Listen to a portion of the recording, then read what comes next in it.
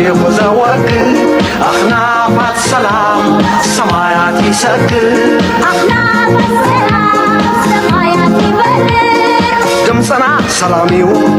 بعودا زنقود قد عفنان كبابان بدي وزوج دمسنا سلاميو بعودا زنقود قد عفنان كبابان بدي وزوج سلام مقاطع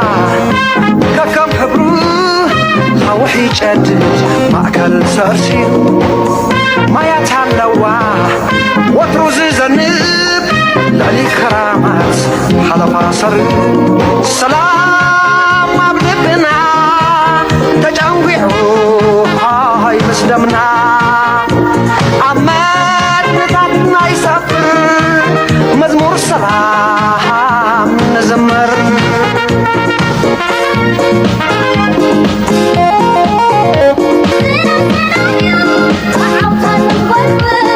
عفنان كبابان بدي وزوج عفنان كبابان بدي وزوج أخنا مات سلام سمايات يسكر أخنا مات سلام سمايات يبرر دمسنا سلاميو بعودا زنقود قد عفنان كبابان بدي وزوج دمسنا سلاميو بعودا زنقود قد عفنان كبابان بدي وزوج نفاس هلوا حيال شوشوتا سسرار عبوي كوربتا سلازي دما يواب كلو أب حبر السلام سلقلق زهلو السلام أب لبنا تجاويعو هاي مسدمنا أمات تابنا يسافر مزمور سلام زمر መቸም ክንዲ ሰላም ንሰላም ክንዲ ኤርትራ ዘመረላ ከም ዘየለን ፈለቲና ሰላም ተኸታተልቲ ነዚ ቻነል ከመይ ትኾኑ ጽቡቅ ክትኮኑ ናይ ወትሩ ትምኒትናን ባህግናን እዩ ሰላም ዝብል ብሰላምታ እገዳ ናይ ኤርትራ ብወቅቲ ኣልዩ ናብ ሰላምን ወረ ሰላምን ምዕባለን ግስጋስን ብልጽግናን ናሓስበሉን ንደርፈሉን ዘመን ንኣቱ ምህላውና ደስ እናበለኒ ነዚ መደበይ ዝኸፍት ዘለኹ ንኹልኻትኩም ኤርትራውያን ወግዓዊ ኸ ስለ ዝኾነ እንቋዕ ኣብ ዝብቅዓኩም እቶም ንኺስኩም ነዛ ሃገር ኣብ ዝባንኩም ፀርኩም ብመሰረቱ ኣብቲ ውሽጢ ዓዲ ዘሎ ኣብ ግንባራት ዘሎ ኣብ በረኻታት ዘሎ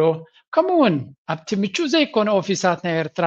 ኣብ ቤት ትምህርታት ኮይኑ ኣብ ኩሉ ቦታ ክሳብ ሎሚ ስኑ ንኺሱ ነዛ ሃገር ዘሰጋገረ ኣብ ደገ ድማ ኣለኹልክና በላ ኣብ ጎኒ ሃገሩ ደው ኢሉ ንዓመታት ነዛ ሃገር ዝፀወረ እንኳዕ ኣብ ዝብቅዓኩም ኩለኩም ደስ ይብለኒ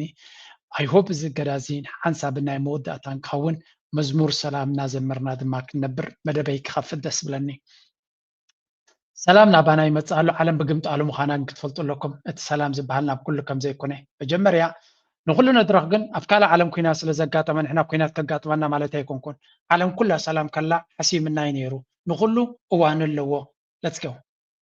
Heading to Beijing tonight ahead of an historic summit with Chinese President Xi Jinping and Iran will be high on the agenda. Meanwhile, sources tell Fox the UAE, can you believe this, has been secretly carrying out attacks on Iran in response to strikes on its energy infrastructure. Good for them. Excellent. Chief Foreign Correspondent Trey Yanks is live in Tel Aviv with the very latest. Trey, what do you know? Yeah, hey guys, good morning. The Middle East is bracing for the possibility that the region returns to war in the days ahead. Iran's parliament speaker Mohammad Khalibaf posted to X overnight saying our armed forces are ready to deliver a well-deserved response to any aggression. ብሓፈሻ እንታይና ንሰምዕ ዘለና እቲ ኩነታት ብኩሉ መንገዲ በትን ተራዩ ናብ ኩናት ገጹ ክኸይድ ከም ዝኽእል ብኩሉ ወገን ይዝረብ ኣሎ ኩናት ኢስ ካሚንግ ኣሜሪካን ኢራንን ካብ ኩናት ክድሕና ከም ዘይከላ እዩ ዝንገር ዘሎ ስለዚ ክልቲኦም ወገናት ከሰማምዖም ዝኽእልና ሓደ ይኸይድ ስለ ዘሎ ናብ ኩናት ከኣትዉ ከም ዝኽእሉ ኢራን ድማ ብግዲኦም ንግድን ዘይተርፍ ተኮይኑ ንኩናት ድልዋት ኢና ኢሎሞም ኣለዉ Iran has issued what may be its most chilling warning yet. Parliament Speaker Mohammad Baghir Ghalibaf delivered a blunt and fiery message aimed 7 weeks since the US and Israel launched the war in Iran and negotiations to end the conflict reached a deadlock. Both Washington and Tehran have rejected the terms on a potential peace deal with threats of resuming war. President Donald Trump slammed Tehran's latest proposal, warning that the French بحفشام ኣብ መወዳታ ናይ ሕጂ ፀብፃብናትና ዘሎ ዜና ዘሎ ኣብ ሓደ ነገር ዝተወደደ ይመስል ነቲ ዝቕፅል ኩናት መን ይጅምሮ ኣሜሪካ ክጅምርዎ ምዃኖምን እስራኤል ክጅምርዎ ምዃኖም ፍሉጥ እኳ እንተኾነ ግን ኢራን ባዕሎም ተጀመሩሎም ኢሎም ብዙሕ ምቕስቃስ ጀሚሮም ኣለው ምክንያቱ ዶናልድ ትራምፕ ተንሱሳ መዓልቲ ዝፍቀዶ ብሕጊ ናይ ኣሜሪካ ሰጊርዎን ስለ ዘሎ ሓደ ኣገዳሲ ምክንያት ክረክብ ኣለዎ ነዚ ኩናት ንክገብር ካልኣይ ድማ መገሻ ናብ ቻይና ስለ ዘሎ ምስ ፕረዚደንት ሺ ኣብዘ መዓልትታት እዚኣትን ክራኸብ ስለ ዝኾነ ነቲ ኩናት ክኸፍት ኣይከፍትን ከማ ንሱ ወሳኒ ይኸውን ሓደ ካብቲ ቀንዲ ኣገዳሲ መዛረባ ርእሲ ኮይኑ ዘሎ ድማ ንሱ ይኸውን ፅንሕ ኢልና ብዛዕባኡ እዚ ርክብ ምስ ቻይና ኣዝዩ ኣገዳሲ ክኸውን እዩ ዝበሃል ዘሎ ንኩናት ናይ ኢራን ጥራይ ዘይኮነስ ዳርጋ ንብዙሕ ነገራት እውን ኣሜሪካ ትደልዮ ካብ ቻይና ሲሪየስ ዝኾነ ጠለባት ኣሎ ቻይና ካብ ኣሜሪካ ትደልዮ ድማ ስለዚ ኣዝዩ ኣገዳሲ መድረክ ክኸውን እዩ ወገን ኢራን ንክመፅእ ዝኽእል ኩሉ ድልዋት ኣለና እዮም ዝብሉ ዘሎ ኣብቲ ዜና ምናልባት ሕልፍ ኢላትኩም ከይትኸውን ግን ሓንቲ ኣገዳሲ ዜና ነይራ ንሳ ድማ ጉድ ክትሰምዑ ኢኹም This Israeli war on Iran may just have entered a dangerous new phase. According to a Wall Street Journal report, the United Arab Emirates carried out military strikes inside Iran last month. If confirmed, this would mark the first time in the current conflict that a Gulf Arab state has directly attacked Iranian territory. One of the Emirati strikes reportedly targeted a refinery on Iran's Lavan Island in the Persian Gulf. The attack happened in early April. The strike እንታይ ኣነ እኳ ኣብዚ ዜና እዚ ኣምፂልኩም ነይረ እንዴ ኣተንቢሄልኩም ነይረ ናይ ኢራን ምንጭታት ስለ ዝከታተላነ ነዚ ነገር እዚ ነጊረኩም ነይረ እንታይ እሱ ትማሊ ኣብ ዎል ስትሪት ጆርናል ዝበሃል ዓብ መፅሄት ከም ዝወፀ ኣብዚ ኩናት ናይ እስራኤልን ራሽያን እስራኤልን ኣሜሪካን ኣብ ልዕሊ ኢራን ዝገበርዎ መጥቃዕቲ ኣብታ ናይ መወዳእታ መዓልቲ ኣብ ፓኪስታን ምቁራፅ ናይ ተኽሲ ዝተፈራረሙላ መዓልቲ ኣብታ ናይ መወዳእታ ሰዓት ኢማራት ብነፈርቲ ኩናታን ጌራ ብሚሳይላታ ጌራ ኣብ ልዕሊ ኢራን መጥቃዕቲ ኣካይዳ ነይራ ኣበይ ኤግዛክትሊ ኣብቲ ናይ ነዳዲ ቦታ ነቲ ናይ ነዳዲ ቦታ ናይ ኢራን ዓብይ ዕንወት ከም ዝወርዶ ጌራ መን ኢማራት መሐመድ ቤን ዛይድ ዝመርሖ መርሕነት ናይ አቡዳቢ ማለት እዩ ስለዚ ምናልባት ሕኒዮም ፈድዮም ን38 መዓልቲ ተደብዲቦም ነይሮም እንዲዮም ዝብል ሰብ ክህሉ ክእል እዩ ርግፅ ሕኒዮም ፈድዮም ይህሮም ነይሮም እዮም ተሓሮም እንታይ ፀገም ኣለዎ ክትብል ትኽእል ኢኻ ኩናት እዚ ኢራን ምስ ኩሎም ትጨፋጨፍ ኣላ ስለዚ ሓንቲ ኢማራት ስለተወሰኸት እንታይ ፀገም ኣለዎ ትብል well there is a problem there ጎረባብትየን ዘን ሃገራት እዚኣተን ኣሜሪካ ካብ ርሑቕ ዓዲ መፅኡ ዘሎ እዩ እስራኤል እውን ርሑቕ እዩ ስለዚ ንኢራናውያን ዝኣክል ምክንያት ረኪቦም ኣለዉ ኣንፃር ኢማራት ተፃብኦታቶም ንክቕፅሉ ኣብ ትሕቲ ዝኾነ ይኹን ግዜ ነዚ ኢማራት ዝበሃል ኣብቲ ሚድያታት ናይ ኢራን ከም ዝረብ እውን ወራር ክካየድ ተኮይኑ ከቢድ ኩናት ክግበር ተኮይኑ ድሕሪ ሕጂ ናብ ኢማራት ገፅካ ጥራይ ምትኳር እዩ ወይ እውን ቱ ሰም ኤክስተንት እቲ ኩዌት እቲ ባህሬን ዝበሃል ንእሽተይ እንተሃሪሞ እሞ ኣብኡ ዘሎ እቲ ሸዓ ተኸታሊ ሸዓ ዝኾነ ህዝቢ ሓፍ ኢሉ ክግምጥሎ ይትንጉስ ኣብ ሰንኮፍ ዘሎ እዩ ስለዚ ባህሬን ኦልሞስት ቀሪቡ ዘሎ እዩ ኩዌት ዝበሃል መንጎ ይኸይድ ኣሎ ስዑድያ ግን ጠቕላላ ወፅያ ከሪአኩም እየ ስዑድያ ምስ ኢራን ዝምድና ክገብር ኣለኒ ኢላ ዘላ ስለዚ ስዑድያን ኢራንን ኩነታት ተረዲእዎም ኣሎ ዑማንን ኢራንን እቲ ኩነታት ተረዲእዎም ኣሎ ስለዚ ፅንሕ ኢላ ከሪአኩም እየ እንታይ የጋጥምኩም ዘሎ ኩሉ ክንሪኦ ኢና caused a massive fire and knocked much of refinery's capacity offline for months. Iran called it an enemy attack at the time but did not publicly identify who was responsible. So far, the UAE has not officially confirmed any involvement. Its foreign ministry declined to comment directly on the reports, but it referenced earlier statements saying the country reserves the right to respond, including militarily, to hostile actions.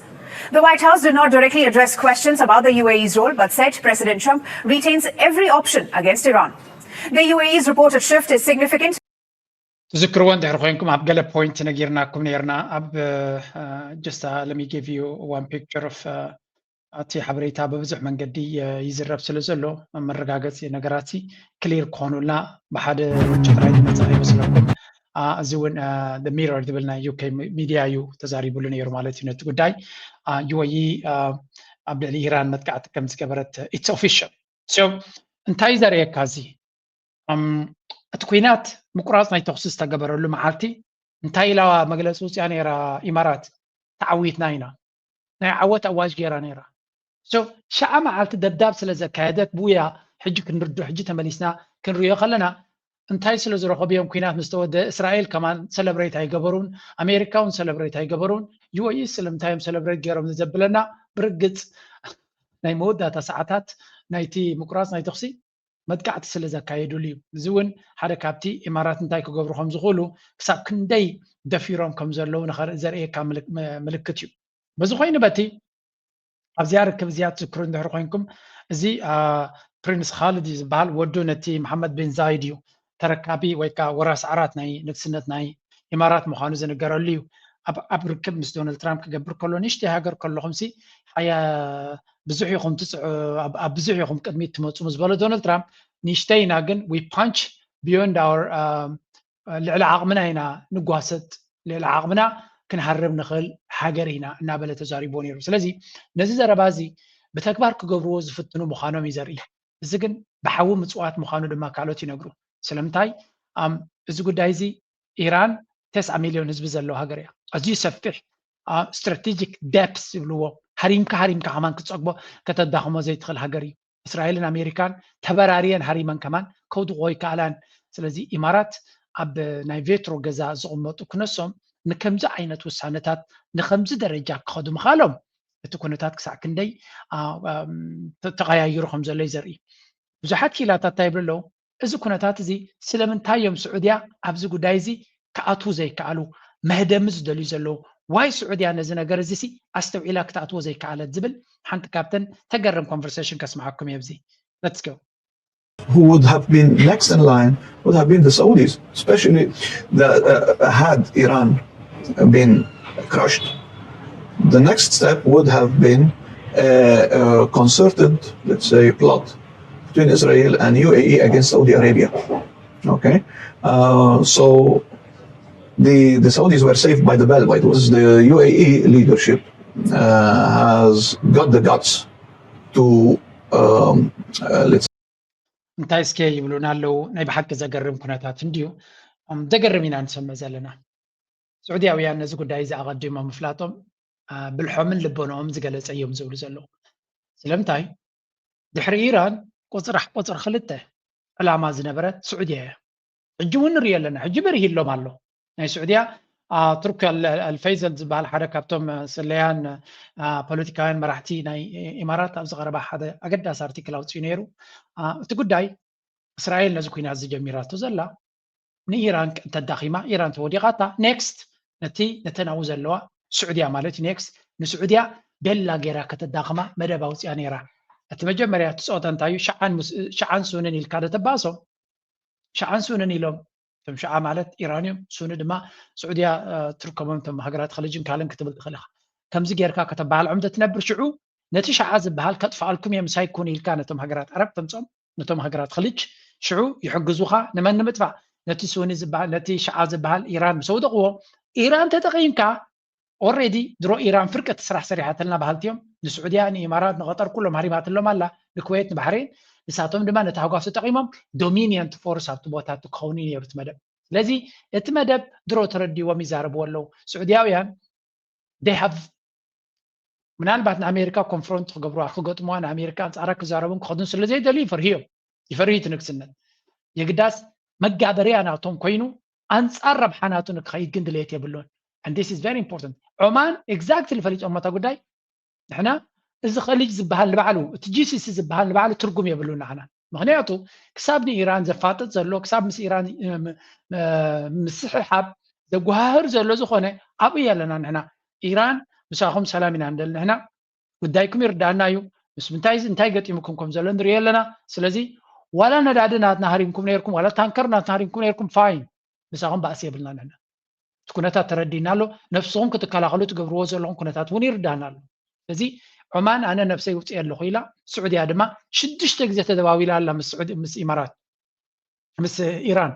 ኢራንን ስዑድያን ስናሓት ሕዶም 6 ግዜ ተደዋዊሎም ኣለዉ እዚ ኩናት ካብ ዝጅምር ስለዚ እንታይ ርየካዚ እቲ ኮሚኒኬሽን ብድሕሪ መጋረጃ ነቲ ኩነታት ዲኤስካሌት ምግባር እስራኤል ነዳዲ ክትውስኸሉ ሓዊ ክትውስኸሉ ትፍትን ንሳቶም ድማ ነቲ ኩነታት ከረጋጉ እንተወሓደ ድማ ንኢራን ደጋጊሞም ናብቲ ኩናታት እዮም አንፃራ ዝኾነ ክገብሩ ከም ዘይኮኑ ይገልጹሉ ኣለዉ ኣዝዩ ኣገዳሲ They established a full partnership with the Israelis, bypassing the Saudis, bypassing their Omani former lords. Okay, we know very well that UAE, all these emirates, were part of the Omani Sultanate, the mid-19th century. Yeah. Okay, and they went all the way to establish an alliance with India, not the India of Nehru or the Congress Party, but the India of this Bharatiya Janata Party, the Hindutva movement. Yeah, which is very hostile to the Muslims, and which has a fascist nationalist rhetoric. እዚ ትሰምዕዎ ዘለኹም ሓደ ግዜ ናይ ብሓቂ ክሳዕ ክንደይ ነዚ ነገር እዚ ብዕምቆት ምርዳእ ከም ዘድሊ እስራኤል ሲ እንታይ ዓይነት ክዳን ጌራ ነይራ ምስ ኢማራት አብርሃም አኮርድ ሲላ ቀፂላ ምስ ህንዲ ያርክብ ጌራ ኣብ ህንዲ ዝመርሕ ዘሎ እቲ ባህራት ዝብሎ በዓል ናሬንድራ ሞዲ ፕራይም ሚኒስተር ማለት እዩ ፀረ እስላም እዮም ንሳቶም ሂንዱ እንዲኦም ፀረ እስላም እዮም ብዙሕ መሳጊድ ዘቃፀሉ ነቶም እስላም ድማ ኣብ ምስዳድ ብዙሕ ግዜ ዝኽሰሱ እዮም ሓደ በሉለይ ኢማራት እዞም ሃገራት እስላም ቀንዲ ተሳድዶም ዘላ ንሳያ ስለዚ እስራኤል ንኢማራትን ህንድን ክሕዙ ከለዉ እውን ነቶም እስላም ሰርክል ጌርካ ንምጭባጦም ዘገልግል እዩ እቲ ብልጽግና እንታይ ክገብር ምሶማት ይሎ ብልጽግና anyway አንጻር ኩሎም ሃይማኖታት እውን አንጻር ኦርቶዶክስ እዩ አንጻር ሙስሊምና ይክትብሎ ትኽእል ኢኻ ብዝኾነ አካል ናቶም ስለ ዝኾነ ይዛረበሉ ዘለኹ ብሓፈሻ እቲ ንሪዮ ዘለና ታሪክ እስራኤል ገይም ናታ very very delicate sophisticated ከም ዝነበረ ነዚ ኩነታት ዝምርዳ ይደሊ that's why ድማ ስዑድያ ምስ መን ሽርክነት ገብራላ ምስ سعودية شركة ناتا مس باكستاني نيرو زخون زل حجون ما مليسو مس باكستان نيو كيدا دما مس تركي مس قبطي مس قطر حد حدومتهم حد عينت الرادة أزلوهم بحد كنت أساسرو يرعي له by the way كالي إذا حج كريكم أنا أكون بعلم مستير نديو زي إمارات ني إيران مهرامة حد عبي بومبشل زبلوي عبي مستير استقعدي نيرو إذا كم زيلو نخلو كابز زجدد ما خال انتهى قاتي ولا مسلكم the world is full of secrets إذا على النازي بمستنكرة وحبريتها زملاء مخانق تفضل لكم قالوا تد ما كاس معكم إيه زي خالن كانوا وتيازلا listen to this one now being raised about Pakistan's role in the US-Iran conflict. A new report has claimed that Islamabad allowed Iran to move quietly some of its military aircraft into Pakistani territory during the war with the US and Israel. According to reports, Iran parked military planes at Pakistan's Nurkan airbase near Rawalpindi, apparently to protect them from possible American or انتاز كتسمع لهم تواصل دي هذا لا فيلم ديو تخطاتالي دراما ديو انا كبر داكو يا بي نزلنا انتاز كنسمع لنا دونالد ترامب نفرت كويناتنا ايران كلنا حمد جيرين كله اير ديفنس ناتهم حمد جيري بالنيرو اجي خانتا يزبل مستير وصيله إيران قدمت كوينات نفرت كوينات ناتا نا باكستان عزات النيرة باكستان دمتها تشمقل زلها قرية أتم زباد قال خن سمعنا سنة الناسي قال خن سمعنا من هالبعد قال نفرت ناتا السعودية خيدهم يرون كيبلونا كمان تقرم كوينات سمزلنا نفرت كوينات ناتا ترايدي كونس ناي هزباو مقو عزيات تتكمل نفرتي إتا أمريكا زبال تغلال لدبداب كايدن عنوات كفتسم كم زخلن سلستردهم بمستير بحبو نتنفرتي ناب باكستان أب حدا فلوي زبالة برخا زخونة ايربورت أبو كم زغمتوان مو كابت كل ما تقعتي كم زدحانا ينقرارلو إذا عجي كم مستير وسيلو زبال زلو بزوحة زاربن أصحا عبن كوينو زلو قدايو زحزنيو زقرمي خا باكستان تاونكو أمونغو إيرانن أمريكان شمقلنا تفتن زلها قريها حجيجن الزرا باز مسوسه بزو حزار ابو قين له دحري اصوارات نفرت كوينات ناي ايران حبيئه الله نيرا دامو زي دامو شمغلنا ديكوني زي دا علقيو قالهم لجميرو مالو بفلاي دما باكستان مس امريكا صبو محزنات الله مس تشاينا صبو محزنات الله مس راشا صبو محزنات الله مس سلستين سوبر باورز صبو زمدنا زلو هاجر ابزي زلنا غزي باكستان هنداويان يجي بقني حرر زبالي مابزي كمي غيرا نسلست اب طاولا كمصو زيكلو تودادرت سلستيوم كتحزوم كيلا زين هنداويان طعمي زغرو مخنياتو هندن باكستان لك كم ايرترا ايثيوبيان غير كمسلو تحلالختيم ስለዚህ ፓኪስታን ዲፕሎማቲካሊ الهند مخانا دما اي واحد طلب من هنداويان كعبديهم زليو هنداويان دما بسنك تعبيتهم درغانو كله خسيرهم مالو امريكا خا هند كعب زخل هاجر مخانو ስለዚህ ፈለጡ كحجزوم يدلي يلون چاينا كم مودادرتان چاينا ስለዚህ راي وچاينا تحجزومنيا راشا دما كتحجزوم تدلي ግን ምስ راشا دما قريبهم كيسرحو امريكا ጭብጦም አላ አሜሪካ كحجز خايفت مونغو تريفهم باكستان for whatever reason ምስ ብዙሓት ያትሰርሕ ዘላ ሕጂ ናብቲ ስቶሪክ ማልሰኩም እዚ ስቶሪ እዚ ብጣዕሚ ዘገርም እዩ باكستان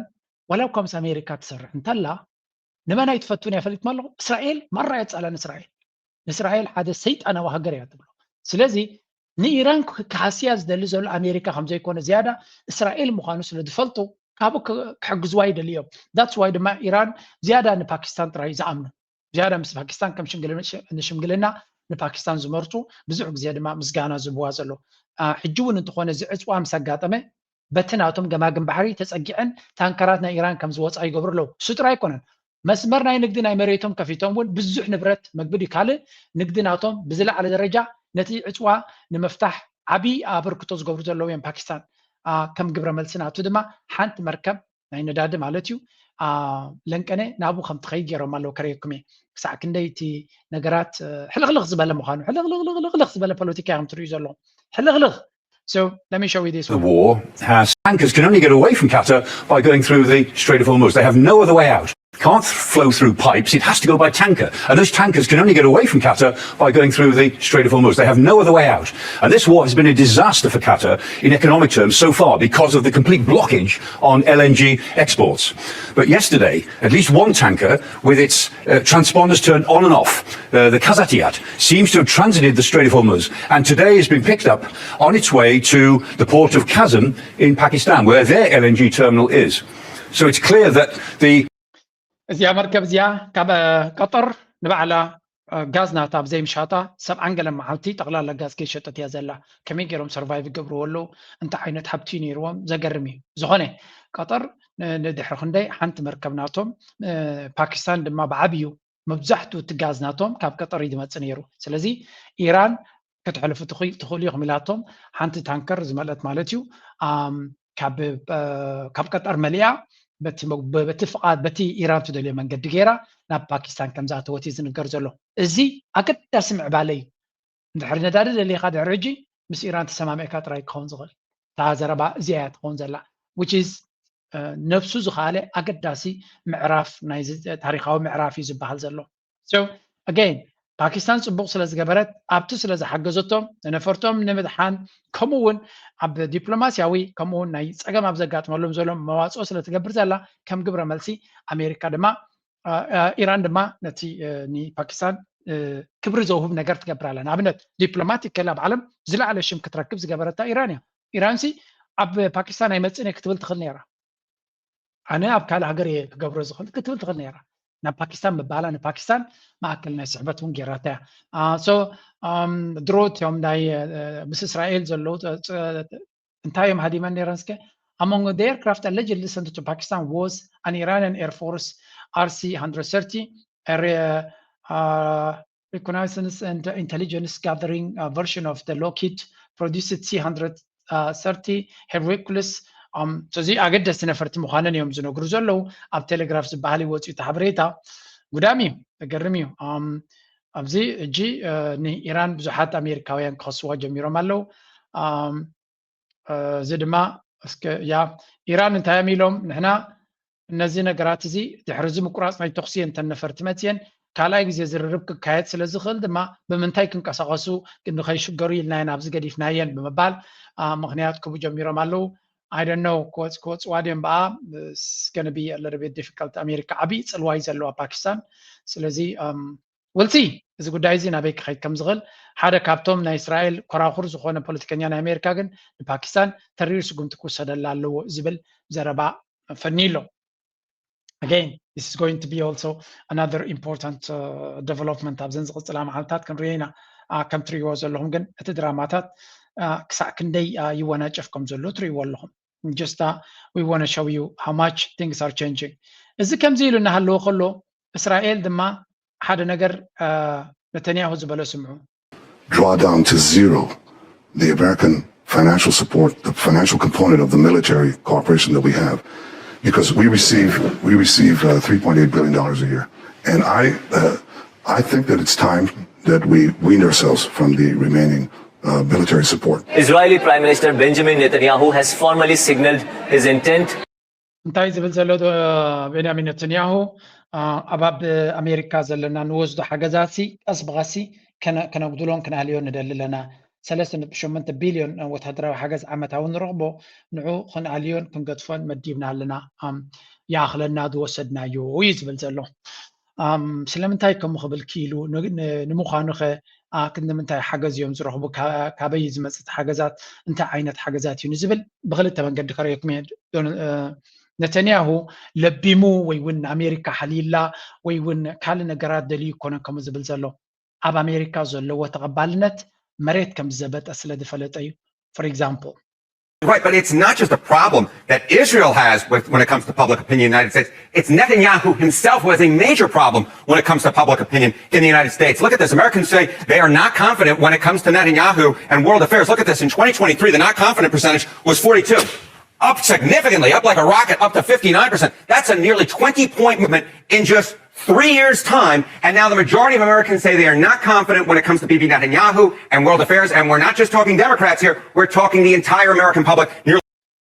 ከም ትሪእዎ ዘለኹም ቅድሚ 3 ዓመት ጥራይ ነተንያሁ ክንምንታይ ደገፍ ከም ዝነበረ ኣብ ኣሜሪካ ትሪእዎ ኣለኹም 42% ናይ ወፃኢት ሃገር ናይ ካልእ ሃገር ፕራይም ሚኒስተር እዩ ሳዕ ክንዲዚ ፖፑላሪቲ ክህልዎ ዓብዪ ነይሩ ንኣሜሪካ ድማ ብክልቲኡ ሸነኽ ተቆፃፂሮማ ነይሮም 2026 59% disapproval ኣዝዩ ሕማቕ ማለት እዩ እዚ ኣዝዩ ሕማቕ ስለዚ ኩነታት ናቱ ክሳዕ ክንደይ ሕማቕ ከም ዘሎ ስትራይ ግን ኣይኮነን ብፍላይ ኣብ ዴሞክራትስ ክኸይድ ከሎ ስምዕዎ 3 and 5. All right, well, let's talk about the partisan breakdown here because there are two interesting stories going on at the same time. Yeah, there are two interesting stories. You might think that this might be a story of young Democrats moving significantly against Israel and moving against Bibi Netanyahu. But in fact, there is a twist to the numbers here. Yes, it is young Democrats, but it's actually older Democrats who are more likely to say that they're not confident when it comes to Bibi Netanyahu and world affairs. Look at this. ከም ትሪእዎ ዘለኹም ገለገለ ሰባት እጅ እንታይ ብልያ እቶም ንኣሽቱ ብሬን ዎሽድ ስለ ዝኾኑ ቲክቶክ እናረኣዮም ንእስራኤል ስለ ዘይፈልጥዋ እዮም ዝፀልዋ ዘለው ዝብል ዘረባ ይጥቀሙ እዮም እዞም ናይ እስራኤል ደገፍቲ ዌል ዲስ ኢዝ ዲፍረንት ታይብሎጂ እቶም ልዕሊ 50 ዝኾኑ እዮም ቀንዲ ንነተንያሁ ዝፀልእዎ ዘለው ስለዚ ክልቲኦም እዮም ዝፀልእዎ ግን ቀንዲ እቶም ዓበይቲ እቶም ቤቢ ቡመርስ ዝበሃሉ ካልኦት ንሳቶም እዮም እቶም ንእስራኤል ዝድግፏ ንብል ነርና ኣብ ዴሞክራትስ ከም የለን ክልቲኡ ንእሽተዩ ይኹን ዓብዪ ብምሉእ ፀረ ነተንያሁ ምዃኑ ኢና ንነግር ዘለና ስለዚ እዚ ወሃበኒ ዝነበረ ረድኤት ክገድፎ ጀሚረ ኣለኹ ክብል ከሎ ፈትዩ ይኮነን በፍንጫ ይመፆ ከም ዘሎ ርእይዎ ኣሎ ኩነታት ናይ እስራኤል ዝነበሮም ደገፍ እስራኤል ኣብ ኣሜሪካ ዝነበራ በቃ ብጣቕዒትን ብዕልልታን ዝቕበልዋ ዝነበሩ ተወዲሉ ትገይም እዚ ድማ ምስቲ ሕጂ ዘሎ ኣብ ሚድያ ኣብ ዩቱብ ኣብ ቲክቶክ ሎሚ ንእስራኤል ዝድግፍ እንድሕር ኮይኑ ሰብ ጥፍ ክብለሉ እዩ ዝጅምር ሳብስክራይበርስ ይኸስር ሰብ ብፍላይ እቶም ናይ ከምኡ ዓይነት ስራሕ ዘለዎም ኮንሰርቫቲቭ ሚድያ ናይ ኣሜሪካ ዝነበሩ ቤን ሻፒሮ ዝበሃል ኣሎ ናይ ዴይሊ ዋየር ዝበሃል ሓደ ዓብዪ ሚሊየንስ ገንዘብ ዝእቱ ዝነበረ ብከምዚ ዓብ ካምፓኒ ድማ ሃኒፆም ዝነበሩ ንእስራኤል ድማ በቃ መንግስቲ ሰማይ ቅድሚ ምእታውካ ኣብ ኬላ ናይ መንግስቲ ሰማይ ክገብርዋ ዝደልዩ ዝነበሩ ሎሚ ሳብስክራይበርስ ናቱ ይገድፍዎ ኣለዉ እቲ ሸው ናቱ ዝርዮ ሲኑ መዓል ሰራሕተኛታት ሰብይጎም ኣለዉ እዩ ዝበሃል እንታይ ዘርእየካ እቲ ናይ ንእስራኤል ዝድግፍ ሚድያ ሰብ ክሰምዖ ኣይደልን እዩ ስለዚ ነቶም ፀለውቲ በፍንጫ ኣንፃር እስራኤል ንክኾኑ ሰብ ይግድዶም ኣሎ ሚድያ ናቶም ክሰርሕ እንድሕር ኮይኑ ሚድያ ናቶም ትኽክል ሰብ ክከታተሎ እንተኮይኑ ነቲ ሓሶት ፕሮፓጋንዳ ናይ እስራኤል ክሰምዖ ዝደሊ የለን ዳትስ ዋይ ከይፈተኻ ንማጋ ክትጉሕፍ ኣለካ ንእስራኤል ክትጉሕፍ ኣለካ ነቲ ሓቀኛ ነቲ ትኽክል እዚ ድማ ፅቡቅ ነገር እዩ ሚድያ ሓደ ግዜ ንቅኑዕ ነገር ንክሰርሕ እውን ይግድድ እዩ ንፕሮፓጋንዳ ጥራይ ኮነ ዝግድድ ሓደ ግዜ ህዝቢ እንተነቂሑ ንፅቡቅ ነገር ንክትገብር እውን ይሕግዘካ እዩ ንኣብነት እዚ ሚድያ ናተይ መብዛሕቲ ግዜ ንሃገርካ ዝሕግዝ ሚድያ ዝሕግዝ ሰብ ኣይሰምዖን እዩ ግን ኣብዚ ናትና ክሪኦ ከለኹ ድማ ንሃገርካ ዝሕግዝ እቲ ህዝቢ ንሃገሩ ዝፈቱ እንድሕር ኮይኑ ናይ ሃገሩ ፅቡቅ ዝደሊ እንተኮይኑ ፀገም ናይ ሃገሩ ዝርድኦ እንተኮይኑ ቃንዛ ናይ ሃገሩ ዝርድኦ እንድሕር ኮይኑ ነቲ ኩነታት ንዑ ዝመሳሰል ክሰምዕ ይደሊ እዩ ዳትስ ዋይ ድማ ናብዚ ሚድያ እናሰራሕና ነቲ ንሃገርና ዝጠቅም ንሃገርና ንቕድሚት ከነምፅእ ንህዝብና ንቕድሚት ከነምፅእ ንፖለቲካ ድማ ብዓይኒ ብመነፅር ናይ ሃገርና ጥራይ ክብርዮ ኣብ እስራኤል ዘጋጥም ዘሎ ንሓና ቤን ፀልወና ኣብ ራሽያ ዘጋጥም ዘሎ ንኤርትራ እንታይ ፅልዋ ኣለዎ ኩሉ ነገር ኣብዚ ቻነለይ ብቁጠቡ ይኹን ብቴክኖሎጂ ይኹን ምስ ኤርትራ እንታይ ፅልዋ ክልዎ ይኽእል እንታይ ክንፈልጥ ኣለና ከመይ ኢልና ክንዳሎ ኣለና ንዝብል ስለ ዝጠቕመና እዩ ስለዚ እዚ እጅ ይጠቕመና ንዓና ነተንያሁ ሓደ ግብረ እከይ እዩ እንኳዕ ናቱ ደገፍ እናንቆልቆለ ኸደ ምክንያቱ ንሕና ምስ ኣሜሪካ ሰላም ክንገብር ኢና ዘራጊቶ ክኸውን ዝኽእል ዝነበረ እዚ ነይሩ ንሱ ድማ ካልእ ጉዳዩ ከፍይዎ ኣሎ ዝረኽቦ ዝነበረ ሚልዮናትን ቢልዮናትን ገንዘብ እናኸሰረ ይኸይድ ኣሎ ስለዚ this is also going to create ነቲ ሲቹዌሽን ዝብልዎ ዘሎ ክቕይሮ የብዚ እውን እቲ ዝወሃቦ ኣፅዋራት ኣብዚ እትሪእዎ ዘሎ መብዛሕትኡ ዋላ እኳ ባዕልና ንሰርሖ ኢና እንትበሉ ዘይተኣደነ ሓገዝ እዚ ኩናት ናይ ቃዛ ጥራይ ካብ ዝጅመር ሲ ክንምንታይ ገንዘብ እዩ ንእስራኤል ተዋሂቡ it's just incredible ኣብዚ ረይዎ over 10 years ካብ 2019 ክሳብ 38 ቢልዮን ክወሃባ ከም ስምምዕ ከም ዝተገበረ እዩ ዝንገር ዘሎ 38 ቢልዮን ስለዚ ፎሬን ሚሊታሪ ፋይናንሲንግ ዘጂ ኦባማ ዝፈርሞ እዩ ኣብቲ ናይ መወዳእታ ናይ ስልጣኑ ግዜ ሓባቢሎም ነዚ ኣፈሪሞሞ ማለት እዩ ከመይ ዝገብሩ እቲ ፕሬዚደንት ክኸይድ ከሎ ንእስራኤል ዝምችእ ነገር ፈሪሚ ዝኸይድ ምንታን እቲ ድሕሪ ዘሎ ከይተረጋግኦ ከሎ ከይፈለጦ ከሎ ነዊሕ ክቕፅል ስለ ዝኽእል ን10 ዓመት ድማ እዩ ስለይወት እንጌራናቶም ከመይ ገይሮም የብስልዎ ስለዚ ቢልዮንስ ገንዘብ ወሲዶም ሕጂ ግን ክንገድፈይና ይብሉ ዝገድፍዎ ይመስለንን መንገዲ ክቕይሩ እዮም ሰብ ዘይርድኦ መንገዲ ኣትዮም ገንዘቦም ክገሕጡ እዮም now let's go back to the second topic ናብቲ ኩናቱን ወረብ ኩናትን ዝበሃል ዘሎ has been appointed hasn't really shown himself in public there's also a situation where they seem to want to speak and talk and resolve this diplomatically at least that's what they're saying in their public facing commentary and they've also heard Donald Trump wag his finger and say that if you try anything, when we try to move our ships out of the Strait of Hormuz, we will blow Iran away, blow it off the map. Why would Iran risk that sort of fury coming its way again? እንታይ ዝብሎ ዘሎ ኢራን ብዙሕ ሽግራት ከም ዘለዋ ንፈልጥ ኢና መራሕያ ኣብ ከመይ ኩነታት ኣለዎ ናይ ፍለጥኒ ብዙሕ ብዛዕባ ገለ ቪድዮታት ክወፅእ ጀሚሩ ኣሎ ብፅኑዕ ከም ዝተጎዳ ኣብቲ ኩናት ይንገር እዩ ኣብ ልዕሊኡ ናይ ዕፅዋን ክባን ዝገብረሎም ፀቕጢ እውን ቀሊል ክኸውን ኣይክእልን እዩ ኣብ ልዕሊኡ ድማ ዶናልድ ትራምፕ ዝገብሮ ዘሎ ካብ ግዜ ናብ ግዜ ገጀፍቲ ቃላት ተጠቂሙ ዝፍክሮ ዘሎን ተሃዲድ ዝገብሮ ዘሎን ሓደጋ ክመፆም ይኽእል ስለዚ ኢራን ስለምንታይ ክንዚ ሪስክ ክወስዱ ይመርፁ ኣለዉ ካልእ መንገዲ የብሎም እንዲ ይብሎ ኣለዉ Iran, you're right, doesn't prefer war, but above avoiding war is keeping power. And they have gained a significant amount of global power as they control the Strait of Hormuz. And they control it selectively by deterring the ships from passing through. Now, if what Trump is doing is trying to break that grip. So if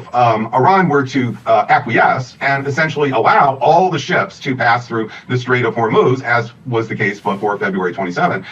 then they will lose that world power. It will simply disappear like that. And they will lose the greater relationships they're building with Pakistan and Russia and so forth and so on. So this isn't just about a minor matter of a few ships. This is really about the future of Iran's status in the world and its power in the world and therefore its security. ብሓፈሻ እንታይ ዝብል ዘሎ የስ እቲ ዘረባ ኣየፍርሆምን ወይ እውን ክስምዖም ኣይክእልን ማለት ኣይኮነን ግን ኢራን እቲ ወሽመጥ ሕርሙዝ ኣብ ኢዶም ምህላው ሓደ ካብቲ ዝዓበየ ሓይሊ ናቶም እዩ ስለዚ ነዚ ፓወር እዚ ነዚ ስልጣን እዚ ነዚ ዓቕሚ እዚ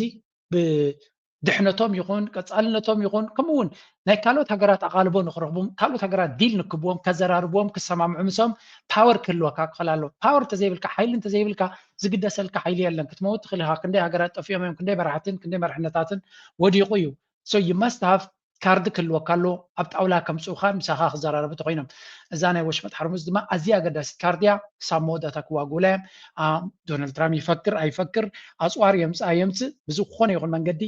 ሕሊፎም ክቡ ኣይኮኑን እዮም ዝብሉ ዘሎ እዚ ድማ ኢራን ለንቀነ ተሪ መጠንቀቕታ ይባላ States and its regional allies, declaring that any attack on the Islamic Republic would trigger a punishing and overwhelming response. The warning comes as tensions across the Middle East continue to spiral, with Tehran signaling that the era of restraint may be over. According to Iranian statements, Tehran now claims it is ከም ዝሪእዎ ዘለዉ ኢራናውያን ከም ዝብልዎ ዘለዉ ንዝኾነ ይኹን ኣብ ልዕልና ኩናት ክገብር ዝፍትን ኣብዚ እዋን እዚ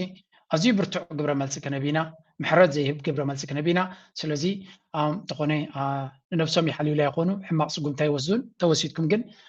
كاب قد محجي استفليه رسترينت ويكا تنكا غزي بلو حدا جنيا قبر ملسك كنبينا ካልእ ዘረባ የብሉን ኢሎም ስለዚ ተደጋጋሚ ነገራት ተማሂርና ኣለና ጽቡቅ ጌርና ተዳሊና ኣለና ኣብ ልዕለና ዝግበር ዕንደራ ድማ ብርቱዕ ዝኾነ ስጉምቲ ክንወስደሉ ኢና ጋሊባፍ ዝሃቦ መጠንቀቕታ እዩ and ዶናልድ ትራምፕ እታ ኩዕሶ ኣብ ኢድያ ዘላ እቲ ሚድያ ናይ ኣሜሪካ ድማ ምዝ ናይ ቻይና መገሻ ገይሮም ዝተሓዝዎ ዘለዉ ራዩ both confronting Iran and confronting China. The Chinese, if we take a live look at Beijing, the famous saying goes, write the symbol for crisis as both danger and opportunity. Is it fair to say that Trump's presidency is in crisis at this point? I don't think that's fair. I don't think there's a crisis going on. It might be a crisis come Halloween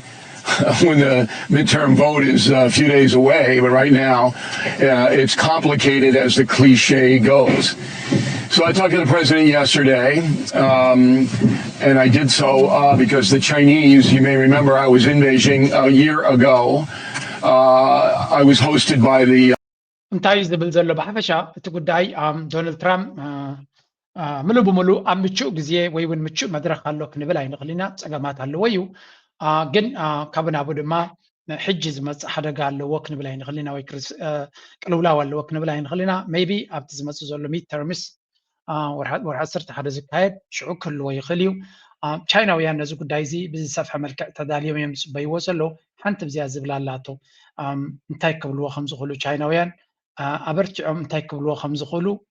ዝዛረባ ኣላቶ because there's a whole bunch of stuff. Let me give you an example. So one of the things the United States wants from Xi is cooperation to bankrupt Iran because Iran sells so much oil to the Chinese, and part of the deal is we'll sell it to you. The United States has an overabundance of oil. We'll sell it to you. You don't buy from Iran, and once that deal is even announced, they'll have to surrender because they'll collapse. The economy will collapse, which is true. The problem with that deal is that in order for Xi to do it, he's going to want Taiwan. He's going to want all protections for Taiwan. Exactly. Zazarbadia, as I got that ዝብልኩም እዚኣ ነይራ እንታይ ዝብል መሲልኩም ምስ ቻይና ርክብ ዘለዎ እዩ ምስ ዶናልድ ትራምፕ ድማ ቅድሚ ዝተወሰነ ግዜ ተደዋዊለ ነይረ ዝብል እዩ ስለዚ ካብቶም እዝኒ ዶናልድ ትራምፕ ዘለዎም እዩ ጋዜጠኛ እዩ ፅልዋ ድማ ዘለዎ ሰብ እዩ ኣብቲ ናይ ሪፐብሊካን ፓርቲ እጂ እንታይ ዝብል ዘሎ ቻይና እዚ ዶናልድ ትራምፕ ንቻይና ዝኸይድ ዘሎ ልዑል ኣገዳስነት ዘለዎ እዩ ብዙሕ ነገራት ኣሎ ናይ ኣርቲፊሻል ኢንቴሊጀንስ በሎ ናይ ንግዲ በሎ ናይ ሬር ኤርት በሎ ናይ ኣፅዋር በሎ ናይ ብዙሕ ነገራት እዩ ዘለዎም ጣውላ ክዛረብሉ ዘለዎም ሓንቲ ካብተን ኣዝያ ኣገዳሲት ግን ዶናልድ ትራምፕ ኣሜሪካን ፕሬዚደንት ሺ ቻይና ማለት እዩ ሓደ ፅኑዕ ዝኾነ ሕቶ ከቕርቡሎም እዮም ፍሉጥ እዩ እዚ ንሱ ድማ ካብ ኢራን ትገዝዎ ዘለዎም ነዳዲ ግደፍዎ ክብልዎም እዮም እዚ ማለት እንድሕሪ ቻይና ንነዳዲ ካብ ኢራን ትገዝኦ ዘላ እንተገዲፋቶ መንግስቲ ኢራን ባንክራፕት ክኸውን እዩ ነዳዲ ናቱ ዝገዝኦ ካልእ ኣካል የለን ስለዚ ነዚኣ ነገር እዚኣ ብዝተኻለ መንገዲ ንሕና ዝኣክል ነዳዲ ኣለና ክንሸጠልኩም ንኽእል ኢና ካብ ቬኔዙዌላ ክትወስዱ ትኽእሉ እዮም ገለ ክብልዎም እዮም ግን ንቻይና ነዚኣ ሕቶ እዚኣ እዮም ኣበርቲዖም ክገብሩሎም ኢራን ድማ ድሕሪ ቻይና ነዳዲ ናይ ኢራን ምግዛእ ገዲፋ ምስ ኣሜሪካ ክትሰማማዕ እየ እንድሕሪ ኢላ መንግስቲ ኢራን ኢዱ ክህብ ጥራይ እዩ ዝኽእል ካልእ ኣማራፂ የብሉን ኢሉ ምክንያቱ ክነብር ኣይክእልን እዩ ዝብል ዘሎ ሓራይ እዚ እጅ ናቱ ኦቨር ሲምፕሊፋይ ዝኾነ ርእቶ እዩ ግን ሓፈሻ ቻይና ነዚ ነገር እዚ ክቕበልዎ ኣይክእሉን እዮም እዩ ዝብል ዘሎ ምክንያቱ ምናልባት ተተቐቢሎሞ ድማ ምናልባት ክቕበልዎ እንተኽኢሎም ንሃገራዊ ረብሖም ኢሎም ሓደ ነገር ካብ ኣሜሪካ ክደልዩ እዮም ኢሉ እሱ ድማ ካብ ታይዋን ጠርኒፍኩም ውፁ ክብልዎም እዮም ኢሉ ኣሜሪካ ካብ ታይዋን ጠርኒፍኩም ውፁ ክብሉና እዮም ታይዋን ኣካል ናይ ቻይና እያ ስለዚ ኣብ ታይዋን ዘለኩም ኩነታት ጠርኒፍኩም ድሕሪ ከይድኩም ሜይቢ ንኢራን ክንገጥፋ ንኽእል ኢና ክብሉ ይኽእሉ እዮም ኢሉ ኣሜሪካ ድማ ነዚ ክትገብሮ ይትኽእልና ኢሉ ምክንያቱ ቀንዲ መወዳድርቶም ቻይና እያ እምበር ኢራን ኣይኮነት ስለዚ ኣገይን እቲ ዲሌማ እቲ እንታይ ኢኻ ትብሎ ግድል እዩ ዶናልድ ትራምፕ ማለት እዩ ብሓይሊ ንኢራን ከንበርክኻ ስለ ዘይከኣለ ንቻይና ክልምን ጥራይ ዘለዎ That's how this stuff goes. And it's very brutal because the United States can't really walk away from Taiwan. We've been protecting it since 47. And that would be a huge victory for China if the U.S. said, we don't really care about Taiwan anymore. That would send signals all over the world. So you can see how complicated this is for the president. Now, I don't know any inside baseball what he's going to bring to the negotiations. 2 days isn't a long time. So I assume they'll set the table for a longer chat, but it'll have to be sometime this summer. All right, so Bill, كم زنريو زلنا حجين تايو دونالد ترامب زلوا كاردتات أزيو وحديو نيران بحيلي كم برك خاي كالن بحيلي نتزدل يزلو ربحتات كتكبراي كالن كل فتينيو عبد أولا أشكعو حبابيلو زفتنو شمقلو ليلة منو ليلو أي سلتن حجي تا تعريف هذا لا زا مس انتخونا نسو مس إيران ببنجد باكستان دي كالجيرو عبد أولا نحدا نجر وديو ناب تشاينا نا إيران فايل أليو أب كالت راي كتكوري دلينيرو شو انتايو زيان كغتلكم ناسهم زيا غدفو زيا غبرولنا يزبحال تنيغوسيشن كوم يكحو إيران ግን ተዓባይነት ብስለ ዝኾነት ክግበር ዝኽእል ነገር የለን ስለዚ ናብ ኢራን ናይ ኢራን ጉዳይ ኣዝዩ ኣገዳሲ ሴንሲቲቭ ጉዳይ ይከውን ብግምጣሉ ቻይና ንኢራን ሕሊፋ ክትቡን ዓብይ ክሳራ ይንዓ ስለምታይ መጀመርያ ከምቲ ንሱ ዝብሎ ዘሎ ኢራን ወላ ቻይና እንተገዲፋቶም ሰርቫይቭ ክገብሩ ዝኽእሉ እዮም ኣዝዮም ተበላሓት ሃገር እዮም ኣዝዮም ፃዕራማት ሃገር እዮም ግን ነዳድናቶም ድማ ምስቲ ዘለዎም እገዳ ኣብ ግምት ኢቲኻ ካብ ቻይና ወፃኢ ብግቡእ ገዚኡ ተዓፃፂፉ ገዚኡ ካፍሎም ዝኽእልካ የለን ስለዚ ንሱ ካልእ ነገር እዩ ስለዚ በዚ ወገን ክንሪኦ ከለና እቲ ኩነታት እናኸበደ ክኸይድ ከም ዝኽእልን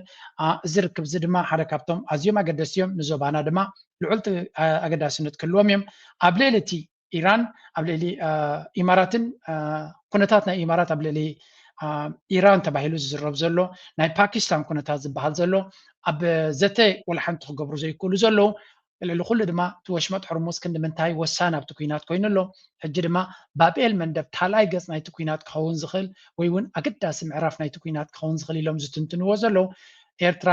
ምስ ኣሜሪካ ይኹን ካልእ ኣብ ቀርኒ ኣፍሪካ ዝግበር ዘሎ ቅልጡፍ ምንቅስቃሳት ካብኡ ኢና ከነንብቦ ንኽእል ኤርትራ ድማ ኣዝዩ ኣገዳሲ መድረኽ ኣጋጢምዋ ከም ዘሎ ምግንዛብ ከድሊ ሕጂ ናብ ቀርኒ ኣፍሪካ ክንሰግር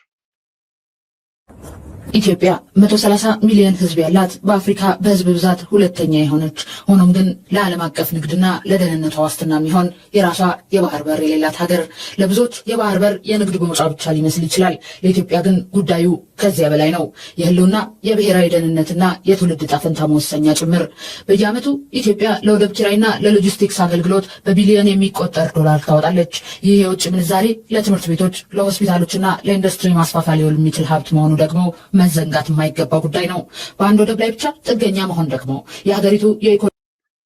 ከም ትሪእዎ ዘለኹም ብልፅግና ስቲል ኣብ ደገ ባሕሪ ዝብል ኣጀንዳ ብሃገራዊ ቴሌቭዥን ናቱ ዝያዳ ብኡ ኣተኪሩ ክሃርምን ክንቀሳቐስን እዩ ዝፍትን ዘሎ እዚ ድማ እንታይ ዘርእየካ ዋላ እኳ ባዕለ ብኣሜሪካ ደረጃ ደሓን ዝኾነ መጠንቀቕታ ይወሃቦ ወይ እውን ንፁር ዝኾነ መልእኽቲ ይወሃቦ እንተሎ but they still continue to ነቲ ፕሮፓጋንዳ ናቶም ካብ ምድፋዕ ዓዲ ይወዓሉን ኣለዉ ብሓፈሻ ቀልጢፎም ካብታ ኣጀንዳ እትያ ክመቱ ክእለዩ ዝደልዩ ከም ዘይኮኑ የብርሁልና ኣለዉ ለንቀነ ምናልባት ነቲ ኩነታት ተከታተልዎ እንተለኹም ብዙሕ ነገራት ኣጋጢሙ ከም ዘሎ እዩ ዝንገር ሓደ ካብኡ ድማ ኣብ ኣሜሪካ እዚ ርክብ እዚ ተኻይዱ ከም ዘሎ ሪኢኹም ኣለኹም ነዚ ርክብ እዚ ብኩሉ መንገዲ ከርእየኩም ክፍትነ just give me a second ሓደ ካብቲ ኣዛራባ ኣርእስቲ ዝበሃል ዘሎ እዩ ምክንያቱ ሚኒስትር ጉዳያት ወፃኢ ናይ ኢትዮጵያ ንዋሽንግተን ዲሲ ኸይዱ ምስ ሚኒስትር ጉዳያት ወፃኢ ናይ ኣሜሪካ ማርኮ ሩቢዮ ከም ዝተራኸበ እዩ ዝንገር ዘሎ ናው እዚ ዓብ ትርጉም ዘለዎ ኣርእስቲ እዩ ዓብ ትርጉም ዘለዎ ክንብል ከለና ድማ ነገራት ነቲ ዝኸይድ ዘሎ ነገራት ክቕይሩ ስለ ዝደልዩ ዘለዉ ዘይኮነ ክቕየር ዝኽእል ነገር እውን ስለ ዘሎ ዘይኮነ እንታይ ዳ እቲ ኩነታት ኣብ ሓደ ኣገዳሲ ምዕራፍ በፂሑ ከም ዘሎ ህያው ኣብነት ናኾነ ይመፅእ ስለ ዘሎ ስለዚ this thing is already clear now ዝበሃል የለን ዝግበር የለን ኣብ ዝበሃለሉ ደረጃ በፂሑ ስለ ዘሎ እዩ ከንተሓሓዞ ክንፍትን ኢና እዚ ብፍላይ ብወገን ኤርትራ ዝግበር ዘሎ እሞ ክንሪኦ ክልቲኡ ክተሓሓዝ ዝኽእልን ተመላልዩ ክንበብ ዘለዎም ኮይኑ ዝስማዓኒ first of all let me show you ብወገን ኤርትራ ዘሎ መ ነዚያ ኣቕርብ ከነስማዓኩም عثمان صالح نمبل 250 زخرة نصنة أمريكا بستخايدة تنبل كم ناي كبر قاشات ساتفهم أبتي أبي إمباسي أمريكا أبسمرا استخايدة سنسرعات فتسامي قدات كريستيان مير نباري كبرتات نتصنت ديمقراسي شركنة حبراوي مكبارن نخلة 250 عمتات مرح أمريكا كم زنبرة بمقلات أبي منقو هزبتات أمريكان إيرتران زلو ركبن محيال كسر حمخانم قليس بيات وزا إيرترا عثمان صالح ሕጂ ዝንሪዮ ዘለና ብክልቲኡ መቃን ክትሪዮ ክትከላለካ ትትርጉም ድማ ካብዩ ዝመጽእ መጀመርያ ኣሜሪካ ነቶም ዘይሰማዕኩም ምንታን ንጹር ክኾነና نزيا مكبكم كتحزلكم سلازم ناس غون فتوت إيرترا ملغتلن إيرترا نفتوتان سبو علتانا يترسعنا لومي إيرترا زي تدفر هاجر كوين أخطوتسن كلا نسخاتكم ون تغافلتنا يتعوت مخانكم كتفلتون دلي محزنتنا دما أب حبارا وخبرتات تومر كيسو نزل عالم كنبري رجتي سنكنا أمريكا يقوم بسمو دب حبرات هاجرات تجبر جدا زبي إيرترا وجا ختيلي كبيد وجا انتغونه إذن زبي إيرترا ينبركون يديه بوجزيا وفتح عينا دهن سنون خيسو نتي قنوع النوحين مجدي وقعزو سينو اتنات أبراق زبي إيرترا زغونه مريح النت من قستي إيرترا زراعي وصنعة تتصور النت كل عينة سقطات دماء جناح زبلي أبو علم استفل علي مرحت ترايم قال يوم نحك زي فلطوا قال يوم نحك إننا فلطوا زقوسيوا قال يوم نحك فليتهم سني عمز حزوام ناب النت من قصة إلى مريم بنات الرأي حك زي فلز نبر مراحيو تنسو حكي له زامن اللي خلو زكالو سعري قبر نيري اتسقمو اتغنعت مقد زي مفلاتو نير بزيد ما نفسنا هقرنا بقد لا أتيوز هادمه ودبشاشا مدنا قروين مرز مرصو مقدي نزبي بيخون نقرنا أفريقيا حدا جنيا مخانو زي فلت أيكونن عينونا رأيه ننفسون نحسوه نتهاجر نموت مريحوا بانصارو بريزيدنتي تقادا لاي إسياس أفورك حكز فلتن قنوع مقدس مرسن مخانو بتدقا قام زمسكري إذلهم زبصركم منبار وتسيت نايتي نروحو استمت مريح النتي لومي معره صنبلنا تنتنا أبلع القداس توقنا طفنا يعوتنا من صنبل زلنا أمريكا أبلع لإيرترا ميراتوز نبرت القدا العلاط الله ركحاو باي This is beautiful. I mean عزيز بقول دس بلنيو دقاقيم كسمع زلوا زعباون سلو زخونه كندي حماقنا إيرترا كندي حسابنا إيرترا كندي شجرنا إيرترا كندي نيرترا تسقم زفتر زرباتها دقاقيمنا نسمعنا الناس لذي اتي دبنا حماق زخونه قدا كابل الإيرترا تأنتي مزنبرة تأنيلنا له أنا بستفل عليه قاط أم قليتي كابز زعب بسبونا قرن إيرترا يلن سلمتاي مالت قدا بملعلو إيرترا صرجع كون الله يديجا كون الله يبيت مرت كون الله يحكمنا كون الله يبلكونانه كم مالته يكون حدث سربيت ندريتيكا أبي سربيت كتبلع كساتي تراوست كل نجار كباكا غادي بغي ودقنا يكونن زير ترى دليتا تنغي تقبر تأثيرا نيرا زي دبنا زي تسقم زين تتالي الله إيرترا بزي مسلاخت كيدي حج زيادة دما إيرترا نخلو تسقاتاتا كتقاملو نخلو تزل وعدلات كتقام مس كله كتسرح كتقواي عدل كبايو سلازي ازي قرازي قابل على إيرترا ما لايو ناي بحكي أنا عايزكم كيتريوه دايمو قدانيرو تعاليو من تايمو قال خبلوكم يهم no this is a big thing عبنا قريزي سلازي ندحر حج دما زقوني يكون مخنياتنا إيرترا أبزي قداي زيزتوا أهيلو نخون تسفى قبر بزخوني يخون من قدي كن كلا خلو زلنا كن إلا يلو زلنا قدايني ناو قرنا أفريقيا عن تاريخها أفكم كتوا كاز غير بزوع نقري زلوا ولا تمنقس كيدا ليه زقات ما نقرات اللوا كيف توي نابكم زوتوا نقرات كم زلون فلتينا ذا سلزيا was so beautiful منقس أمريكا مبل 350 مسراتنا أمريكا كبعلي زدال زلوا ولا بعلي I don't know ني إمباسنا إيرترا ني منستر بدياتو صعينا إيرترا كم دما أبيت مرحتنا إيرترا عبديمهم بحد سلبريت كجبر كن رقلنا كند من تاي بدحر مغارجا نوير عقات كيدهم كم زلوا يزرد عنا العي قالوا سبتايمو بحد كيك بلعو قالوا سلترايدي خد حق سكايب لك نو أبزيد الرجال زخد بس كند من تاي صبو نقر تسرح إلا بدحر مغارجا ክዳካ ክኽላሎ ምክንያቱ እዚ ፎቶ አፕ በሃል ኣብ ዲፕሎማሲ ዓብ ትርጉም እዩ ዘለዎ ዓብ ትርጉም እዩ ዘለዎ ስእልታት ሱ ኢልካ ይኮንካ ንሶሻል ሚድያ ከተፀባበቕ ኢልካ ተውርዶ መልእኽቲ ከተመሓላልፍ ኢልካ ኣብ ዲፕሎማሲ ስእሊ ትህብ እቲ ስእሊ ድማ እቲ ዝምድና ናበይ ገፁ ይኸይድ ከም ዘሎ እዮም ዝተንብልካ ዘለዎ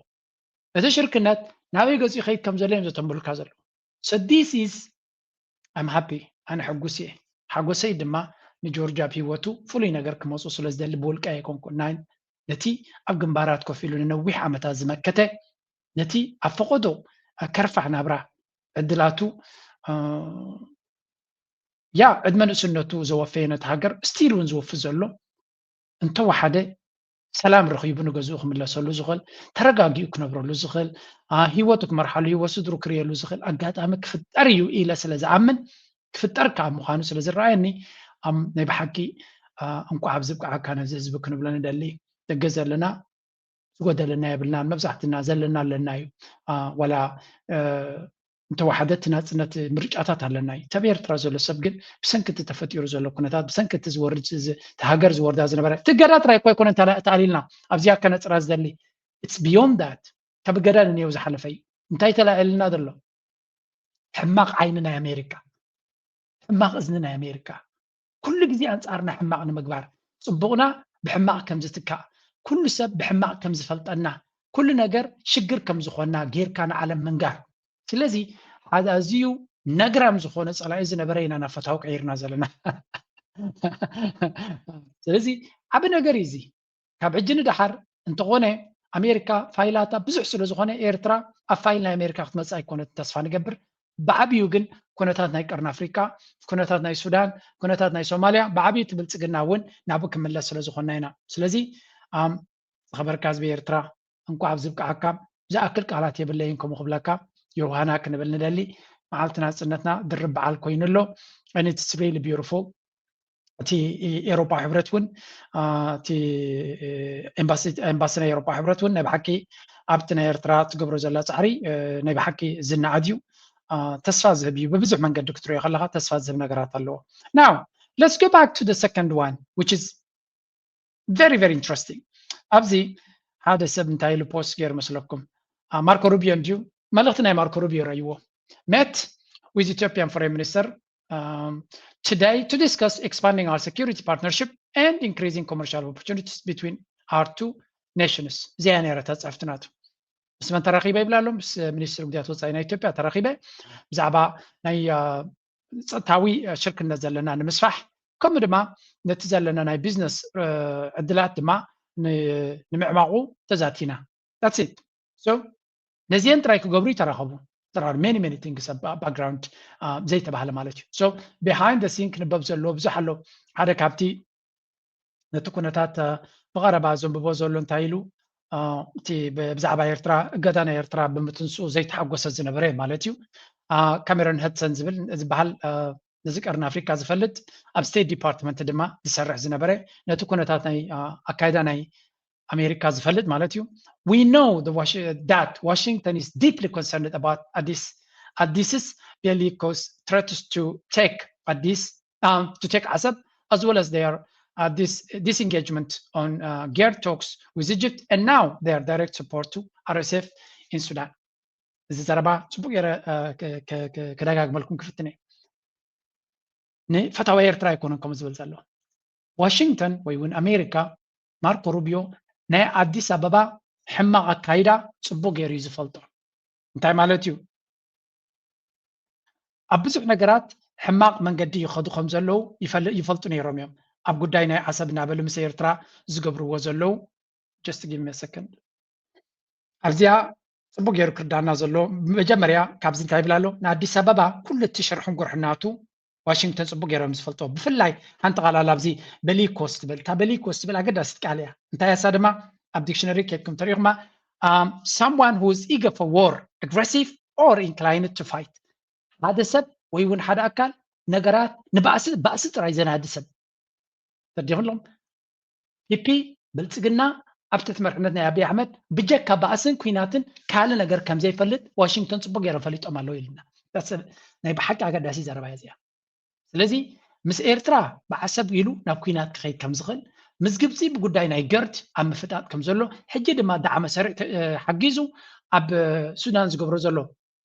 ዝሓብኦ ነገር ግን ኣሎ ስጥራ ኣይኮነን ኣብ ትግራይ ዝገበሮ ይፈልጡ እዮም ኣብ ኣምሓራ ዝገብሮ ዘሎ ይፈልጡ እዮም ብፍላይ ማርኮ ሩቢዮ ይፈልጥ እዩ ጽቡቕ ጌሩ ይፈልጥ እዩ ስለምንታይ ይፈልጥ ኣብዚ ምጽልኩም እየ ሚኒስትሪ ጉዳያት ወፃኢ ናይ ኣሜሪካ ከይኮነ ከሎ ምስ እስክንድር ነጋ ተራኺቡ ነይሩ እዩ ናይ ፋኖ ሓላፊ እስክንድር ነጋ እሞ ንጉዳይ ናይ ኣምሓራ አብይ አሕመድ ዴሞክራሲን ሰላማዊ ህዝቢ ይጭፍጭፍ ከም ዘሎ ኣብ ኢትዮጵያ ይዛረብ ነይሩ ቪድዮ ምጽልኩ ነይሩ ስለዚ አብይ አሕመድ ተሓነት ሓደገኛ ሰብ ምዃኑ ማርኮ ሩቢዮ ጽቡቕ ጌሩ ይፈልጥ ካላ አጀንዳታት ስለ ዘሎ እምበር ሶ ሕጂ እዚ ነገር ስለ ዝፈልጥ ዘሎ እዩ ቤላ ጌሩ ንዓነ ጆ ኣብ ዋሽንግተን ኣምፅኡ ኣጸጋ ዓቢሉ ቤላ ጌሩ ኣስሚዕዎ ኣሎ ሶ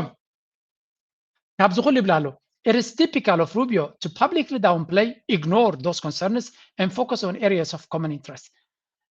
ማርኮ ሩቢዮ ሓደ ካብቶም ዝበለፁ ዲፕሎማሲ ዝኽእሉ ወይ ከዓ ዲፕሎማት ምዃኑ ዝነገረሉ እዩ ነቲ ኩሉ ዘሎ ነገራት ሕማቕ ሓቢዩ እንታይ ኢሉ ናይ ሴኩሪቲ ምሕዝነት ኣለና ከምኡ ድማ ናይ ቢዝነስ ምሕዝነት ኣለና ኢሉ ነቲ ጽቡቕ ነገር ጥራይ ደገውፅዎ መዓት ፀገም ከም ዘሎ ምስ ኣዲስ 3-4 ግዜ ደው ኢሉሉ ንብልጽግና ንኣቢ ተጠንቀቕ ክብሎ ብጉዳይ ናይ ቀይ ባሕሪ ብጉዳይ ናይ ሶማልያ ብጉዳይ ናይ ቀይ ባሕሪ ከምኡ ናብቲ ከባቢ ብዝግበር ዘሎ ክንደይ ግዜ ደው ኢሉ ኣጠንቂቕዎ እዩ ሕጂ ድማ ከም ትሪእዎ ዘለኹም ነቲ ሚኒስትሪ ጉዳያት ወፃኢ ክሳብ ዝድንዝዝ ኣስሚዕዎ ከም ዘሎ እዩ ሕጂ እንታይ ይብሉ ኣለዉ but that doesn't mean that progress is not being made እዚ ማለት ግን ለው ጽቡቕ ነገርካ ይግበር የለን ማለት ኣይኮነን these issues are complicated enough that I wouldn't expect much progress in a single meeting. The question is whether Rubio will actually stay engaged or delegate this issue to less empowered underlinings. ስለዚህ እዚ ጉዳይ እዚ ኣዝዩ ኣገዳሲ ምዃኑ ድሕሪ ምግላፁ እንታይ ዝብል ዘሎ ማርኮ ሩቢዮ እቲ ኩነታት ከቢድ ምዃኑን ብዙሕ ስራሕ ዘድልዮ ብዙሕ ምክትታል ዘድልዮ ምዃኑ ይፈልጥ እዩ ግን ትሕቶ ግዜ ኣለዎ ዶ ነዚ